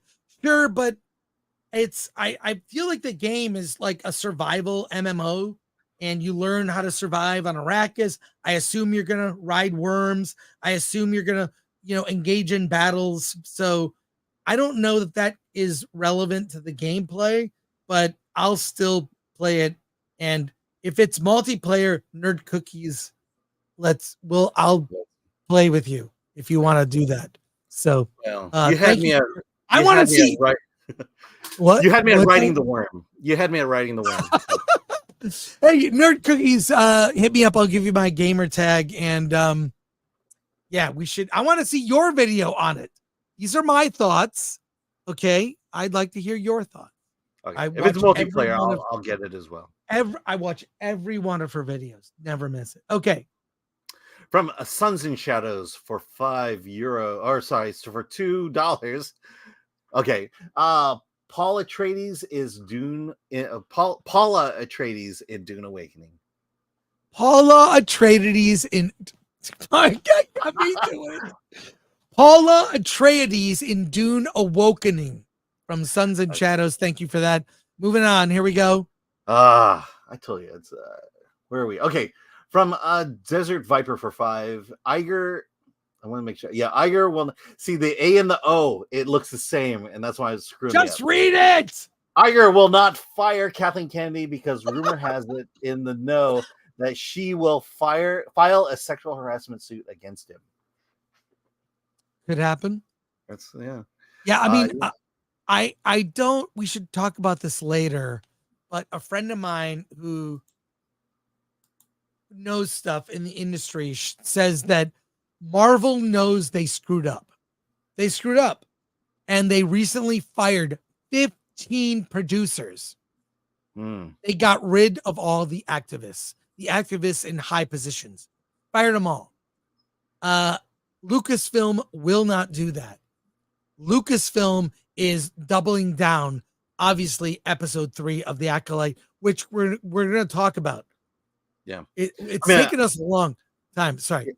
I mean, I found it interesting that they announced the Terry Metalis news 2 years before his show is supposed to be released. Right. Which says a whole lot. Okay. God King Troy Clifton for $10. Headland ripped the twin plot from another show. As a child, the bad twin is involved in a mass death and returns to kill one's responsible. Later, it's shown the good twin was actually at the mass death. I mean, we'll see. We'll see. Yeah, I'm sure that was her thinking. Super Captain Chris for $5. I went to USC Film School. All the professors cared about was promoting diversity. Story was secondary. At a film school, film's future is screwed. Yep. All right. I agree. Here we go. From a DS for €5. A mega spoiler. If it matters, Paul isn't born. Humanity dies. It's the plot of Doom after Children of Dune. No Paul, no golden path by definition. Yes, that's true. That is true. So Yep. Paul's survival is essential. Yeah, but we still need a video game. So there you go. Fearless Wolf for £2. Is it wrong? I want to see Luke in a gold bikini. Yeah, it's going to happen. Bad Adam 12 for $10. Leia being a moisture farmer makes sense though. Moist is the most favorite word that women like to say. Moist. Let's say it again. Moist. Again. Moist. I wish everyone to have a very moist day. Thank you. Thank you. And from Fuzzy for $5. Don't worry, it's a Funcom. It will be riddled with bugs. They are still fixing Conan Exiles. Thank you. And then finally from Matthew Hammond for $2. Why did they take Marvel so long to fire them? Because it's safe to fire them now. Right. I guess, yeah, that's the trick. Yeah. So, yeah. All right. Let's move on. We have why people are here. Exactly. Let's get into it. And let's pivot for a second. So hang on. Ready? Wait. It's a good story. It's just too damn long. Well, says the guy who is taking his daughter to the extended versions of all the Lord of the Rings movies. You've been gone. Yeah, have you seen the Lord of the Rings movies? Yes, I've seen them. Are you even comparing this movie to one of the Lord of the Rings? Not a comparison. Why did I get inged? Because you're trying to compare Furiosa to the Lord of the Rings. Oh my God. Well, let's get into it here. Let's talk about the next 2 episodes of The Acolyte. We really don't need to talk about one of the episodes. We don't need to talk about both. Okay. All right. I'll fix it. Here we go. There'll be plenty of time to talk about 4 because no one will care about 4 after 3. They're not. But wait, before we do that, I have to share something. Someone texted me. No, that's not it. Hang on. Don't make fun of this. You're derailing the show and now you're stalling it. People want to talk about episode 3. What am I People- doing? Just come on. It's gonna be worth it. It's Oh. worth it. Okay, famous last words. There it is. Okay. There is the graphic for the Star Wars funeral. I mean, it's going to be a global event. Funeral for a franchise, Star Wars. It's coming. Wednesday, July 17th, an all-day event, global event. Be there. Okay. Alan, let's go. It's time to talk about Acolyte episode 3. You were the one who warned me. You warned me about this. Now that everyone has seen it and the memes are on fire, the reaction is across the board. I mean, it's either wildly negative, this is just bad, and the people who are the defenders, they're really scrambling. Yeah, they're coping. I gotta ask you. I texted you. I said you need to see episode 3.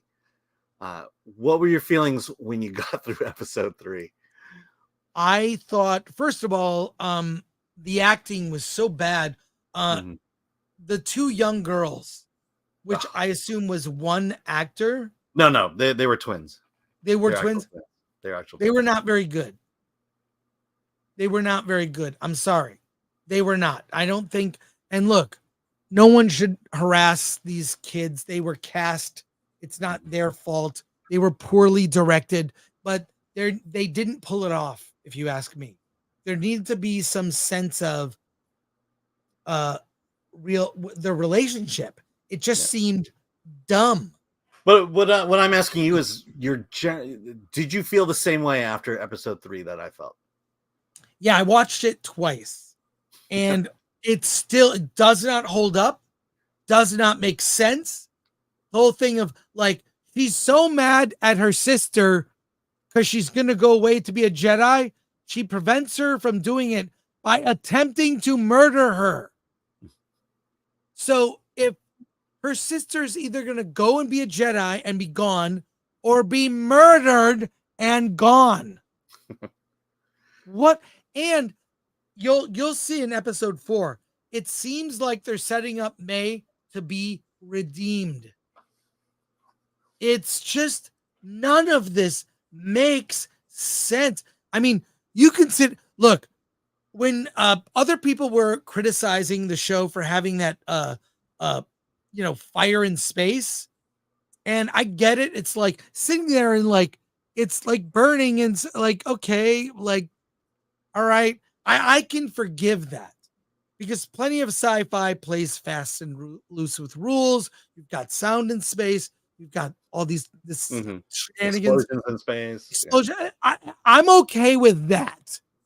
They could have made it more believable. It's an oxygen leak and there's fire there, or it was somehow, whatever it is.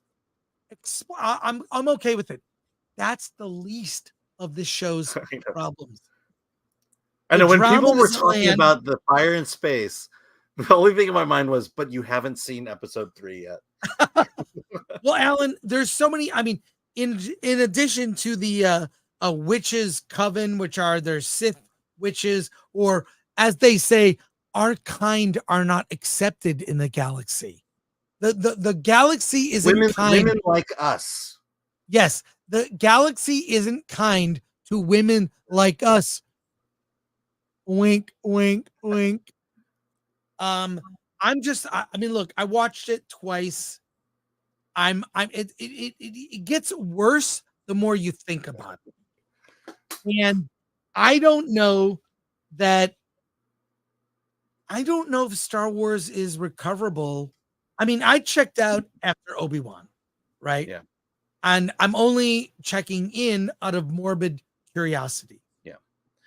I mean, I'll say this. When I saw episode 3, the first thing I thought about was, 10-year-old me who saw A New Hope. And then, 15,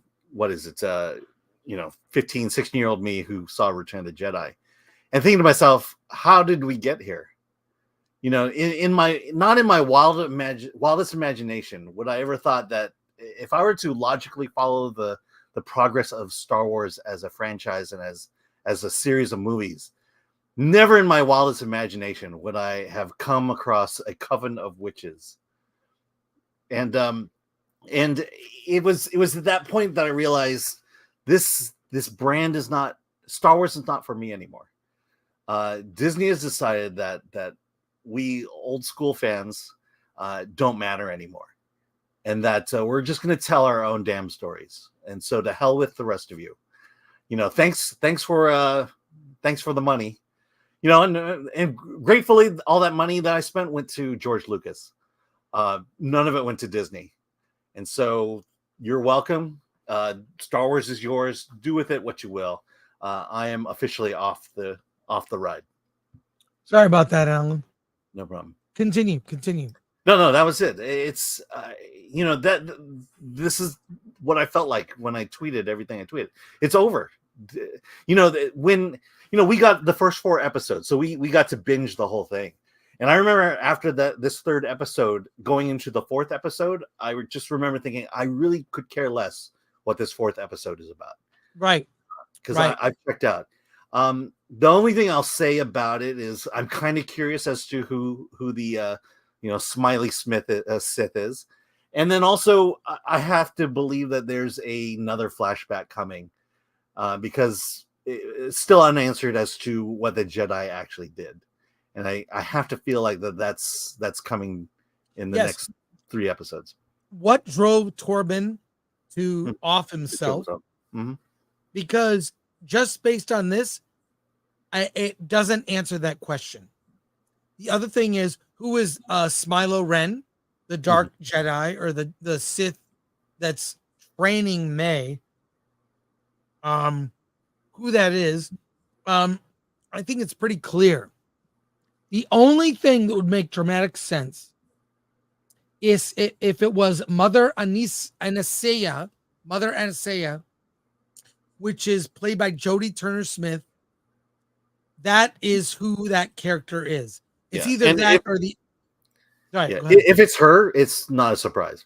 This buildup is, okay, it's her. To me, that's not creative at all. Right. Just because it seems obvious.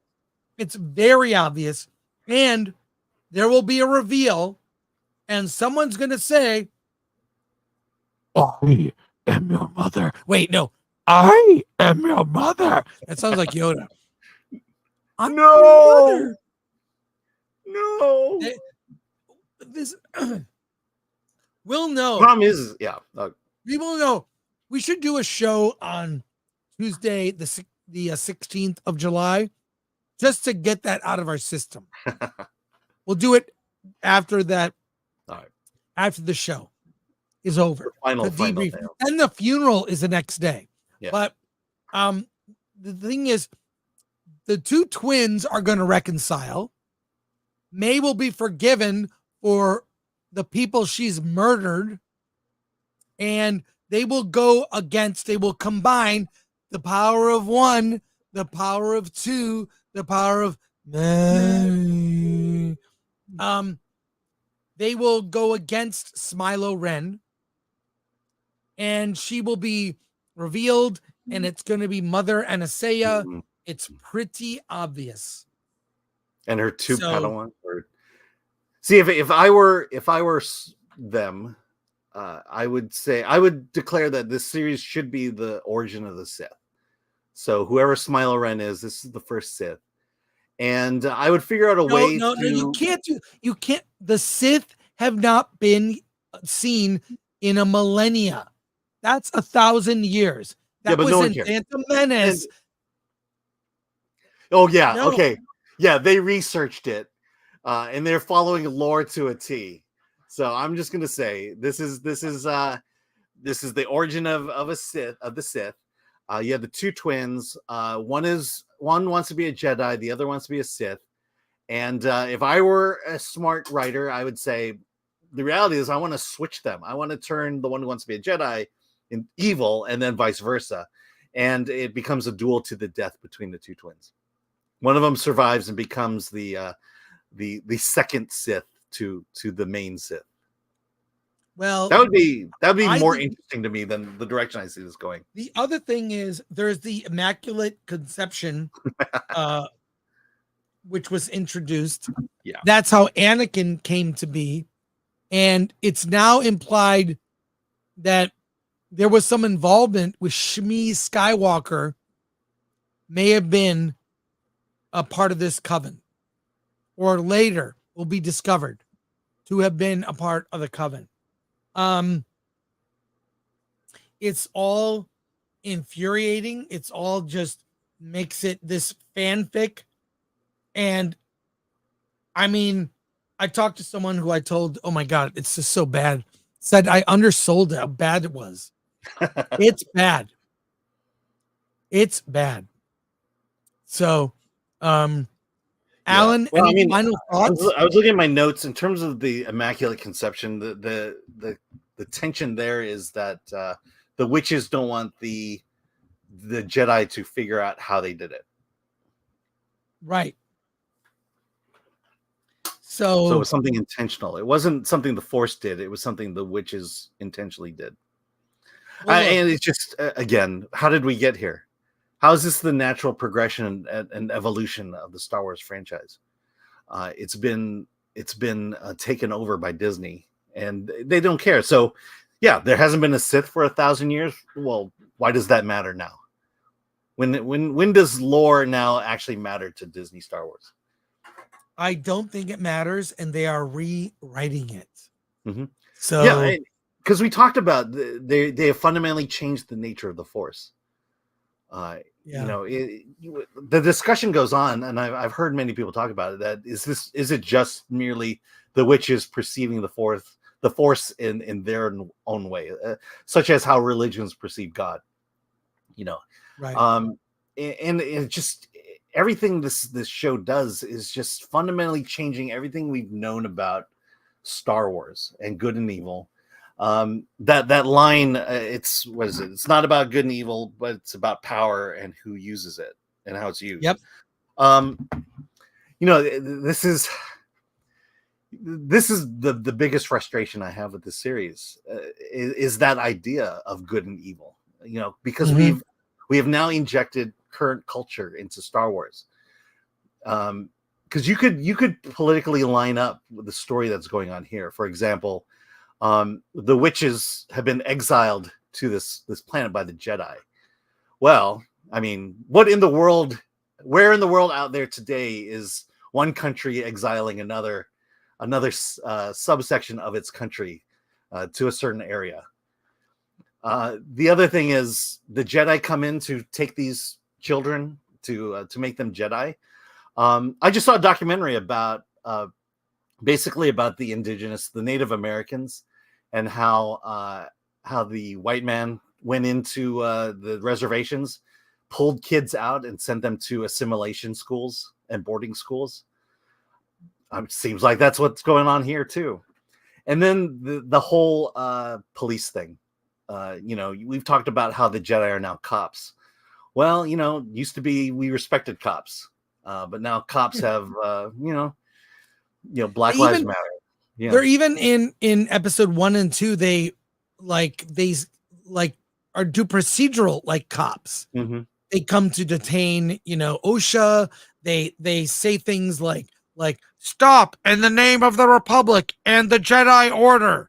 That's like they literally act like cops, which doesn't make Star Wars otherworldly, which was so cool about it.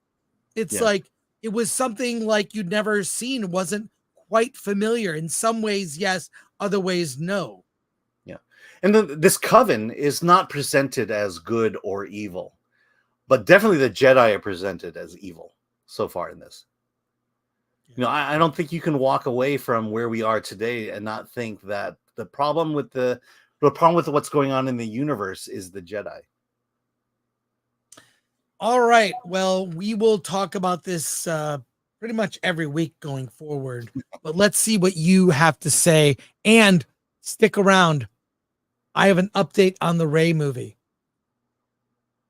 Really? Daisy Ridley has. We'll get into it. I have video Okay. to show, but you All can right. read these. If you could put these up on the screen when you read them, and I'll be Okay. right back. All right. Starting with the first one.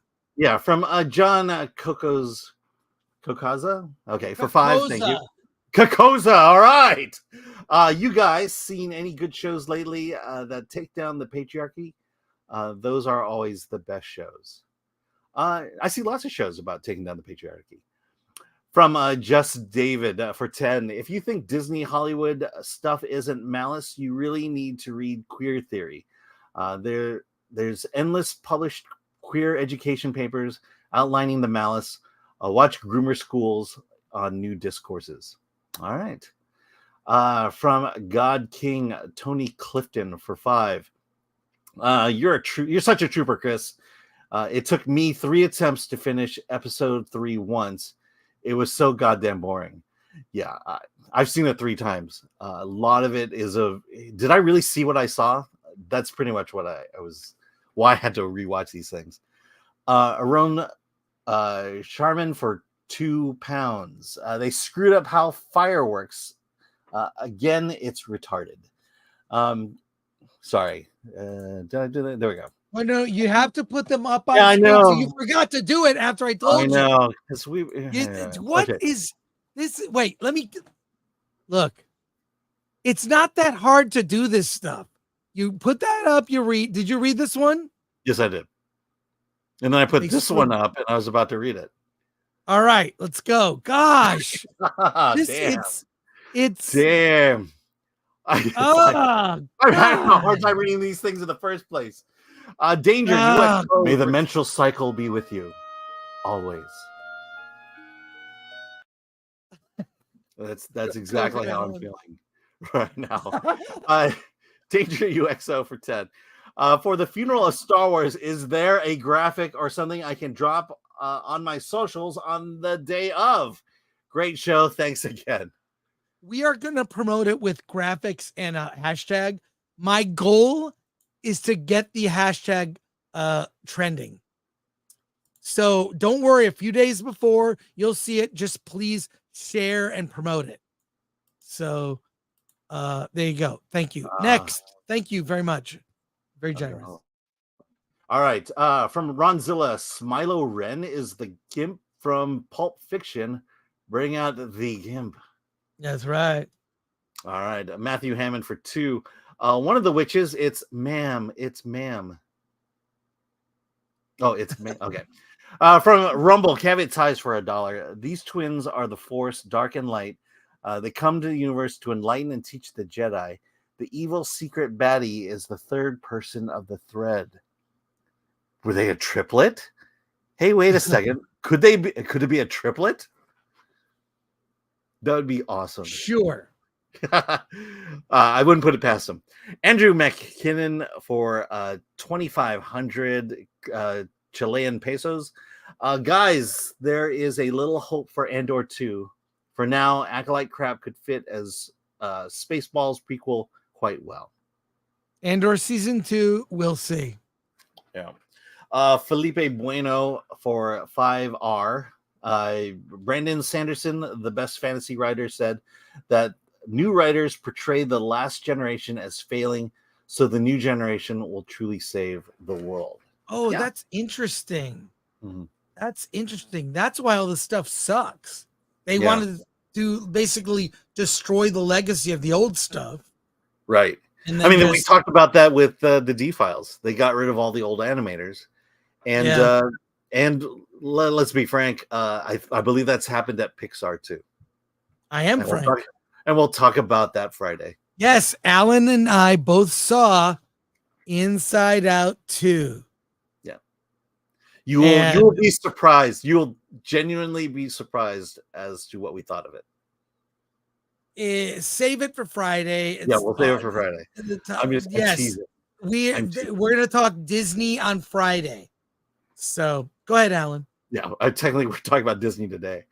And then finally from Israel. Oh, no, never mind. Not finally, but Israel Fury for the 99.99 ZAR is just say there. Martian pesos. It's Martian Martian pesos. pesos. Martian pesos. Is there a fandom that has suffered as much as Star Wars fans everywhere? Everywhere. DC didn't get this bad. Yeah, there isn't. I mean, mean, Marvel's getting DC. there. Look, DC has made some bad movies, and Marvel made bad movies for characters we don't care about.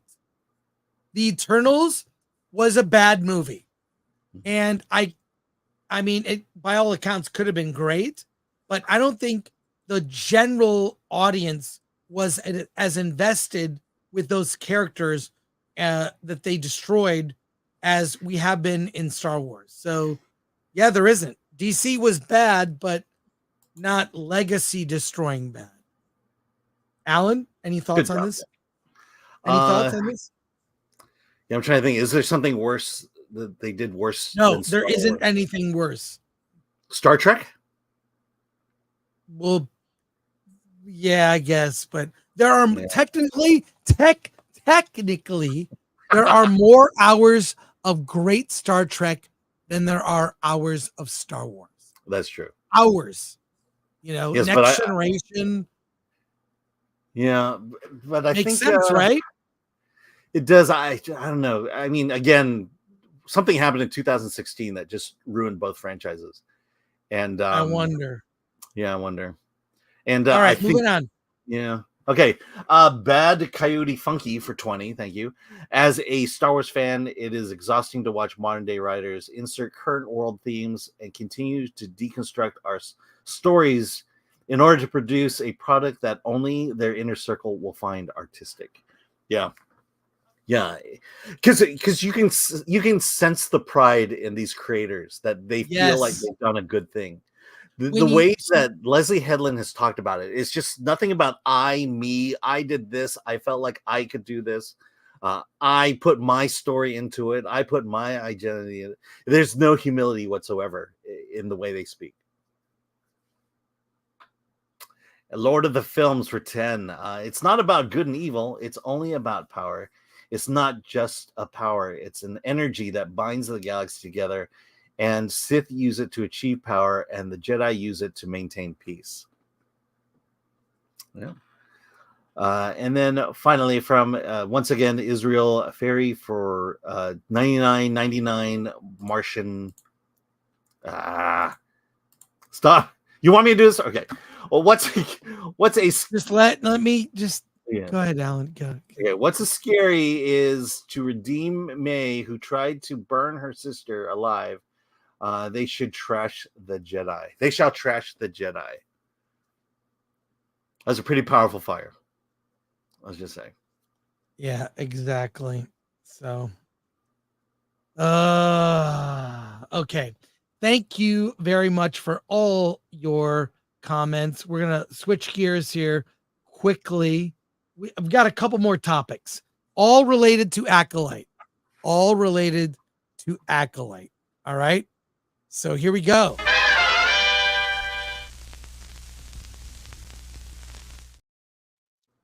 The Acolyte Star Wars toys are here. Yay! Yay. Are you ready to see the unboxing? Yes. Let's do this. Now, I have collected Star Wars toys for years. Do you remember Force Friday? When The Phantom Menace was about to come out, the September before it came out, that December, they had a thing at stores called Force Friday. And at Target, at all, they opened stores at midnight and debuted all the toys for The Phantom Menace. People went nuts buying toys for characters they didn't even know. They would buy anything with a Star Wars sticker on it. You go to Target now and you see Star Wars toys, it is sad. The orange stickers cannot get on those toys fast enough. Alan, when was the last time you bought a Star Wars toy? Oh, it was right after Obi-Wan Kenobi. Well, you could just show your. Look at that. You did. Oh, look at that. That was Reva great. action figure. Well, I remember when the Force Awakens toys were in stores. they did a Force Friday to try to, bring back that kind of fever, that excitement. And I walked in and for Phantom Menace, I bought things I couldn't believe. Like I bought 2 of stuff like an idiot, but whatever. I bought a lot of stuff. When Force Awakens, I remember walking in, looking at the toys, and they looked bad. They looked cheap. They had these 12-inch figures that looked like it was a character stuffed in a coffin. They're just sitting there like this in a box. They still make those and they look bad. They didn't look like an action pose or something cool, or it was like in this cheap, thin boxes. Since Disney has taken over, the merch has been bad. Lucas inherently understood what fans like. But every new series has a wave of toys, and you know what? I don't think these toys are making any money. It's all about ego, placating the talent, and it's almost vanity. These toys are being put out in the name of vanity. So look, we did a toy of Jedi Master Soul. Yay! But I didn't buy one thing for Force Awakens, and then nothing has impressed me. I buy a lot of old like magazines and older Star Wars stuff. But any comment before we watch this video, Alan? Yeah, I'll say this. Disney was in league with Lucasfilm for a long time, and I remember going to the parks, and there was Minnie Mouse as Slave Leia. There was Donald Duck as Darth Maul. Really cool stuff. And then when 2016 came along, what was it? Can't do Slave Leia anymore. You cannot buy Slave Leia anywhere now, and it will not be produced. That's one of the few I still have. I have a Slave Leia, and correction, I bought one Disney Star Wars action figure. It was a Black Series action figure of Cara Dune, Gina Carano. I bought that because what happened to her was reprehensible. When you really read everything in that, they ruined her career, and I hope she wins. Well, that's for another video. But let's look at these toys and this unboxing. If you would mute me once. What? The cast they're going to get their toys? That's the cast. It's going to be so exciting. They're looking at the toys of themselves, Alan. Let's look too. Yay. Hey, okay. Lock it in. Here we go. Ready? Here. Oh, wow. It's just so sad. I'm actually crying. Can I see yours?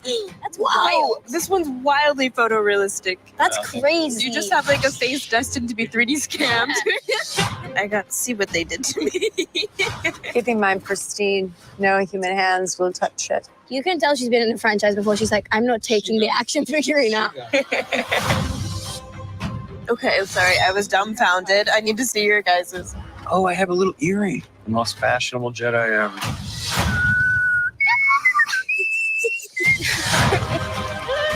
It's so sad. Wait, we can make them fight. Let's make them fight, please.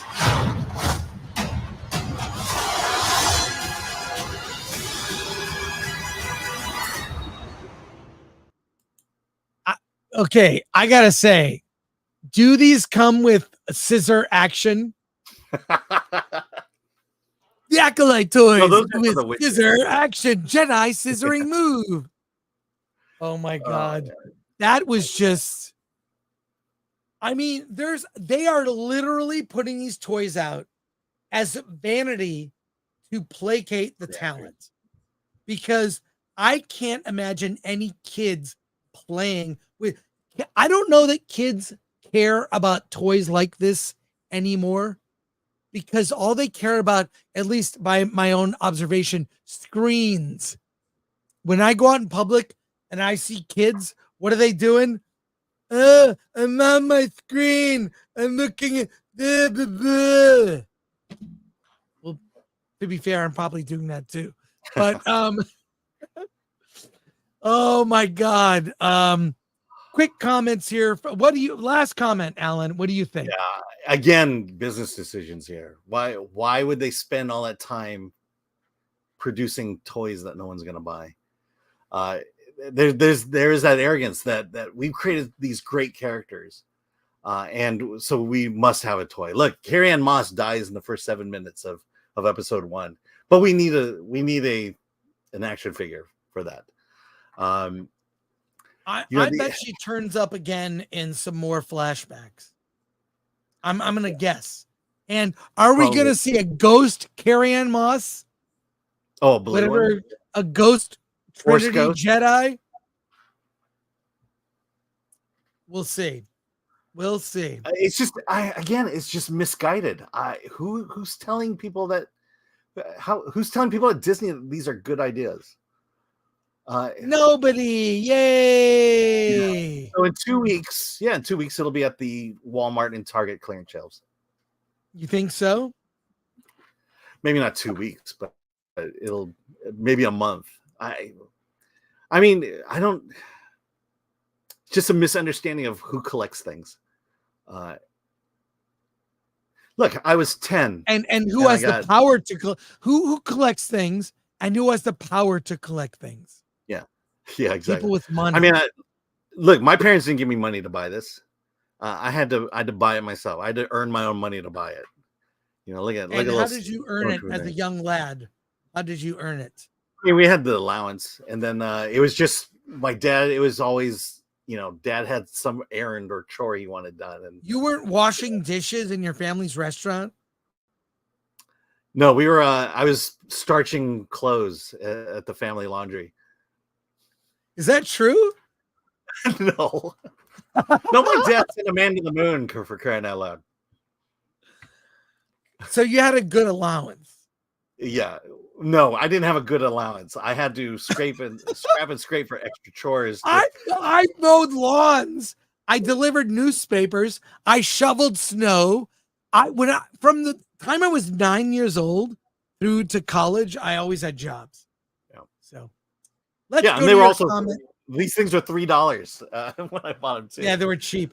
Let's go to your comments and questions here, starting with Lord Thoth says, R.I.P. Mark Alonso, clobbering times crushed. Oh my God, Mike Alonso passed away. What? Oh my God, I hate getting bad news on a stream. This sucks. I mean, I hate hearing this. This is awful. This is God. And there was some other people. It's been, I mean, it's going to happen to all of us. Yeah. At some point. Yeah, you dodged a pretty big bullet there. Yeah, true. I'm grateful for my friends who helped me, including you. Oh, thanks. There you go. Thanks. Sorry, Lord Thoth. All right. So Population U became a new member. Welcome aboard. Thank you for that. And then Flav for 10 pounds. Animatronics are a product of a time when kids had a film, then 4 years before any more action figures. Kids ain't interested in that stuff anymore. True. That's true. So, all right. One last item of business. Yeah. An update on the Star Wars Rey movie. According to Daisy Ridley, who recently was doing press for her movie Young Woman and the Sea, which I forced Alan to go see, this came up. And I have 2 videos. I don't know if we're going to watch all of them, but she talks about it. Let me okay. Yeah. Let's no, I got it.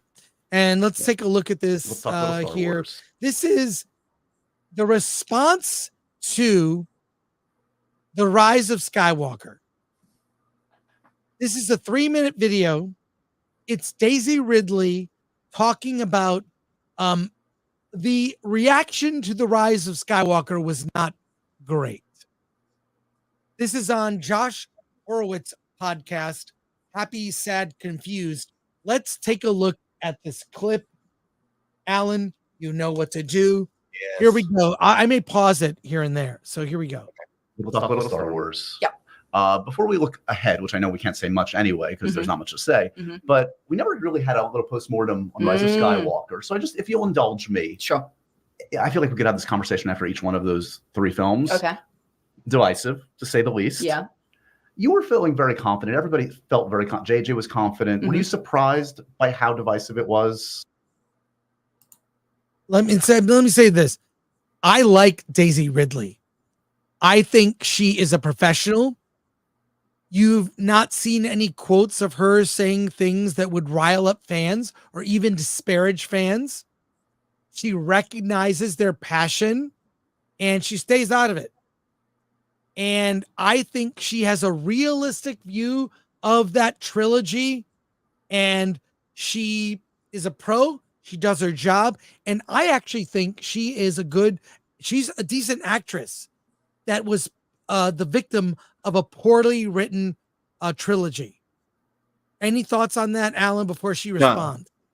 No. I'm curious what she's going to say, but yeah. But actors don't like their lines. She deserves no hate from fans. She came in, she did a job, she has her own thoughts, and there you go. So I think she's well cast. She was poorly written character. Very poorly written. Continuing. The reception to it? Or in your heart of hearts? Was I surprised? Yeah. I think it's still upsetting because you don't want people to feel like you've not served the thing that they're a fan of. But Ryan's one was so divisive. You think? So yeah, so it really felt like the first one was fairly, everyone was responsive in a similar way. This works, thank God. Yeah. How did it happen? And then Ryan's one, super divisive. And then the last one, super divisive. Yeah, it was still, yeah. Well, it probably makes it bittersweet because you're saying goodbye to this amazing period in your life. And you want to go. It didn't change how I felt about it. Right. You had the experience. You love these people. And what was strange is literally before I had breakfast with Kathy last year, I had already been on set because we were making Magpie right after Sundance. And I had 5 people come up to me and go, are they going to do any more with you? And it was really strange. In the sort of 6 to 8 months before that, the way with which I was being greeted by people's response to it was quite different than it had been. Right. And I think just time had passed and it didn't feel so immediate. It was, yeah. And so that was what was really strange because people would talk to me about it. I was like, no, I don't think so. I don't think so now. Yeah. And then it happened. The one specific thing I wanted to ask about for the Rise of Skywalker, where were you at on the kiss moment? Were you like, this is going to work, or are we really doing this? Well, we did one without. Yeah. Where was I with it?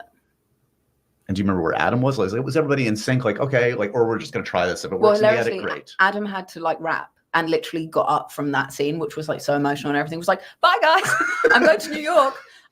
So that was. Yeah, he literally kissed you off. But yeah, he was like, see you later. Yeah. I felt it felt earned. Yeah. And what was interesting, again, I think it's intentionality. My feeling in that moment was it was a goodbye. Yeah. So that felt earned. Because, you could call a kiss 1,000 things, but I felt like it was a goodbye. And that whole scene felt so emotional. And I felt like I was saying goodbye to the job. And, oh my God, yeah. And then actually we had to pick up something that was missed. So on my very, very, very last, in fact, no one knows this. On my very, very, very last day, and we were doing various pickups and stuff, I had to literally sit and look, and the camera was coming away from me. And I guess I was looking at him. And JJ was like, you good? Literally immediately started crying my eyes out because it really felt like goodbye. Yeah. Yeah. And then I did such an embarrassing rap speech. Someone's recorded it somewhere, just so embarrassing and self-indulgent. Just unintelligible, or was it crying? Or was it just... amazing time. And by the way, I was like, don't give me the mic, JJ. Don't give me the mic. But I was like, thank you all. crazy crying. Honestly, crazy. Like you probably couldn't hear anything I said, but oh god, it was so emotional. Yeah. So, what are your thoughts, Alan, on that? I'm like, the thing is, I like Daisy Ridley. I Yeah. think that she did the job. She's a pro, and I never heard that story about the end of. I mean, she knows that. She was polite about it.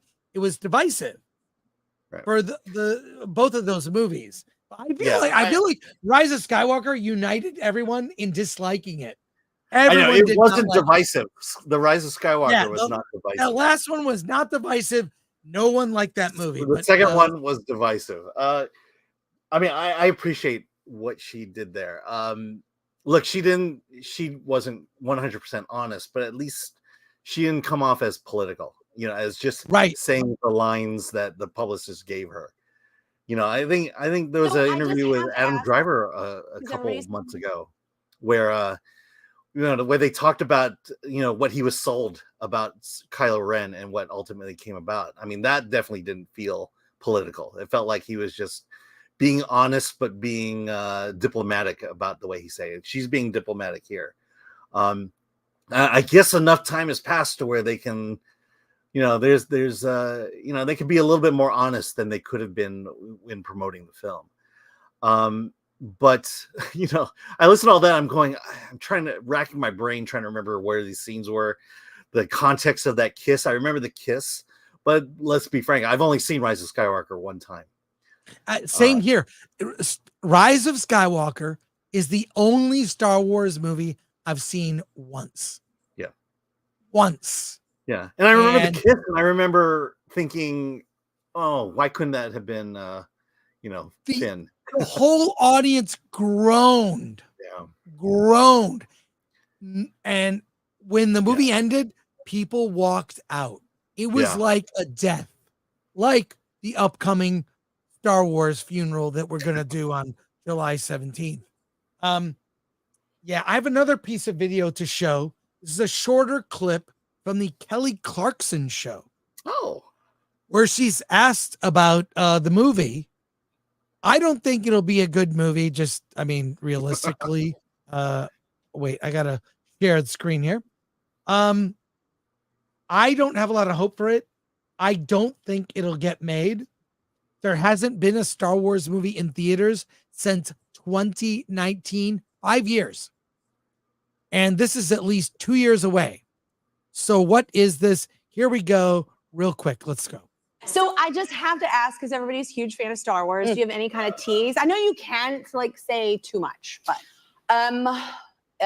it is happening. Solid news. I know the general story. Yeah. Which is very cool. It's been a minute though since you've done something. It's been how long since the last? Well, what's crazy is time passing. It was 11 years ago when I got cast. That's I was right. a baby. You're still a baby, says your skin. You're welcome from genetics. Yeah. So it's been quite a few years since I've been part of that kind of world. cool to jump back in the role that many years later, right? Yeah. And also strange because I was the baby and now I'm I'm going to go in as I got married and done other stuff and I feel more like a grown up now. Yeah. So I'm a looking forward to it. real woman. Yeah, I like it. I'm excited. You have so many projects, and you said the one I want to mention real quick. You said, is it Magpie? Magpie, yes. That you're working on, and that's the one you did with your husband. Yes, that is premiering at South by Southwest in March. Oh, awesome! Yeah. Very cool. Yeah. So we don't get much there, but it's still a project being talked about. Alan, do you think that the Rey movie is going to happen? Well, I think it's important for men to feel uncomfortable. So I think it will happen. I don't know. It's just everything about Disney. Again, I talk about politics versus being diplomatic. Everything you hear from Disney just feels like it's all being said for some political reason to appease the investors. It felt like that these announcements of the 3 movies was just to kind of appease people because they really have no idea what they're doing and that they need to say something. And they've certainly done a bang up job with the promotion of this. I mean, you talked about it because they had the director of the Rey movie forced to make her own statement on New Year's Eve or New Year's Day or whatever. Like when no one was doing press, she somehow comes out and is doing press. It's weird. Weird. So it wouldn't. It's weird. Okay, so I'll put it this way: wouldn't surprise me if it doesn't come out, and I don't think anyone would care or blame Disney for not putting one out. Well, I mean, are they going to do a $200 million budget for a Rey movie? I highly doubt it. Yeah, will Disney have $200 million to make a Rey movie by the time it comes out? All right. Wow. We went long today. Yeah. I want to say thank you to everyone. We will be covering Acolyte next week. This Friday, Alan and I will talk about Inside Out 2. We both saw it, plus a ton of indie movies, including a movie that I cannot wait to tell you about. It's I can't wait. So we're going to review Inside Out 2, but we've got a bunch of indie films, including Frank Miller, American Genius, just lots of cool movies to talk about and news and whatnot. So yeah, there you go. No, I'm excited to talk about Treasure. Oh my God. We both saw Treasure, the new Lena Dunham movie. Is there scissoring? Stay tuned on Friday and find out. But want to say thank you. Lord Thaw says like, share, subscribe, hit the bell for notifications, sign up as a member, join us on Discord and Rumble, and go to shop.filmthreat.com. I am on Drinker Show tomorrow, Critical Drinker. So I'm going to be on that. And then I will see you on Friday. Alan, anything between now and Friday? Yeah, I believe I'm going to head over to Valiant Renegade right after this. So really? There, yeah. I'll go watch you. Yeah. Say hi to Valiant for me. I watched his video last night. I watched everyone's video last night. I was furiously going. You texted me like episode 3. People are having a meltdown. It was amazing. It was amazing. Yeah. I felt like Nero watching the world burn, watching Rome burn. It's like I've been waiting for this day, because we've been holding on to this for so long. Well, just finally we can talk about it with other people. So there you go. And there is an episode 4 review with spoilers on the channel. Check that out. Want to say thank you. We had like almost 6,000 people watching live on Rumble, X, and YouTube. So thank you to you. We'll see you in 2 days on Friday. Thanks to our mods, Lord Thoth, Chicago Box, Atomic Lori, and Glenn Nuccio. And let's see, Alan. Ladies and gentlemen, it's going to be a great game today between Chris Gore's Strokers and Alan Ng's Dyslexicons. That's not the video that I was going to put. Alan? Let's get out of here.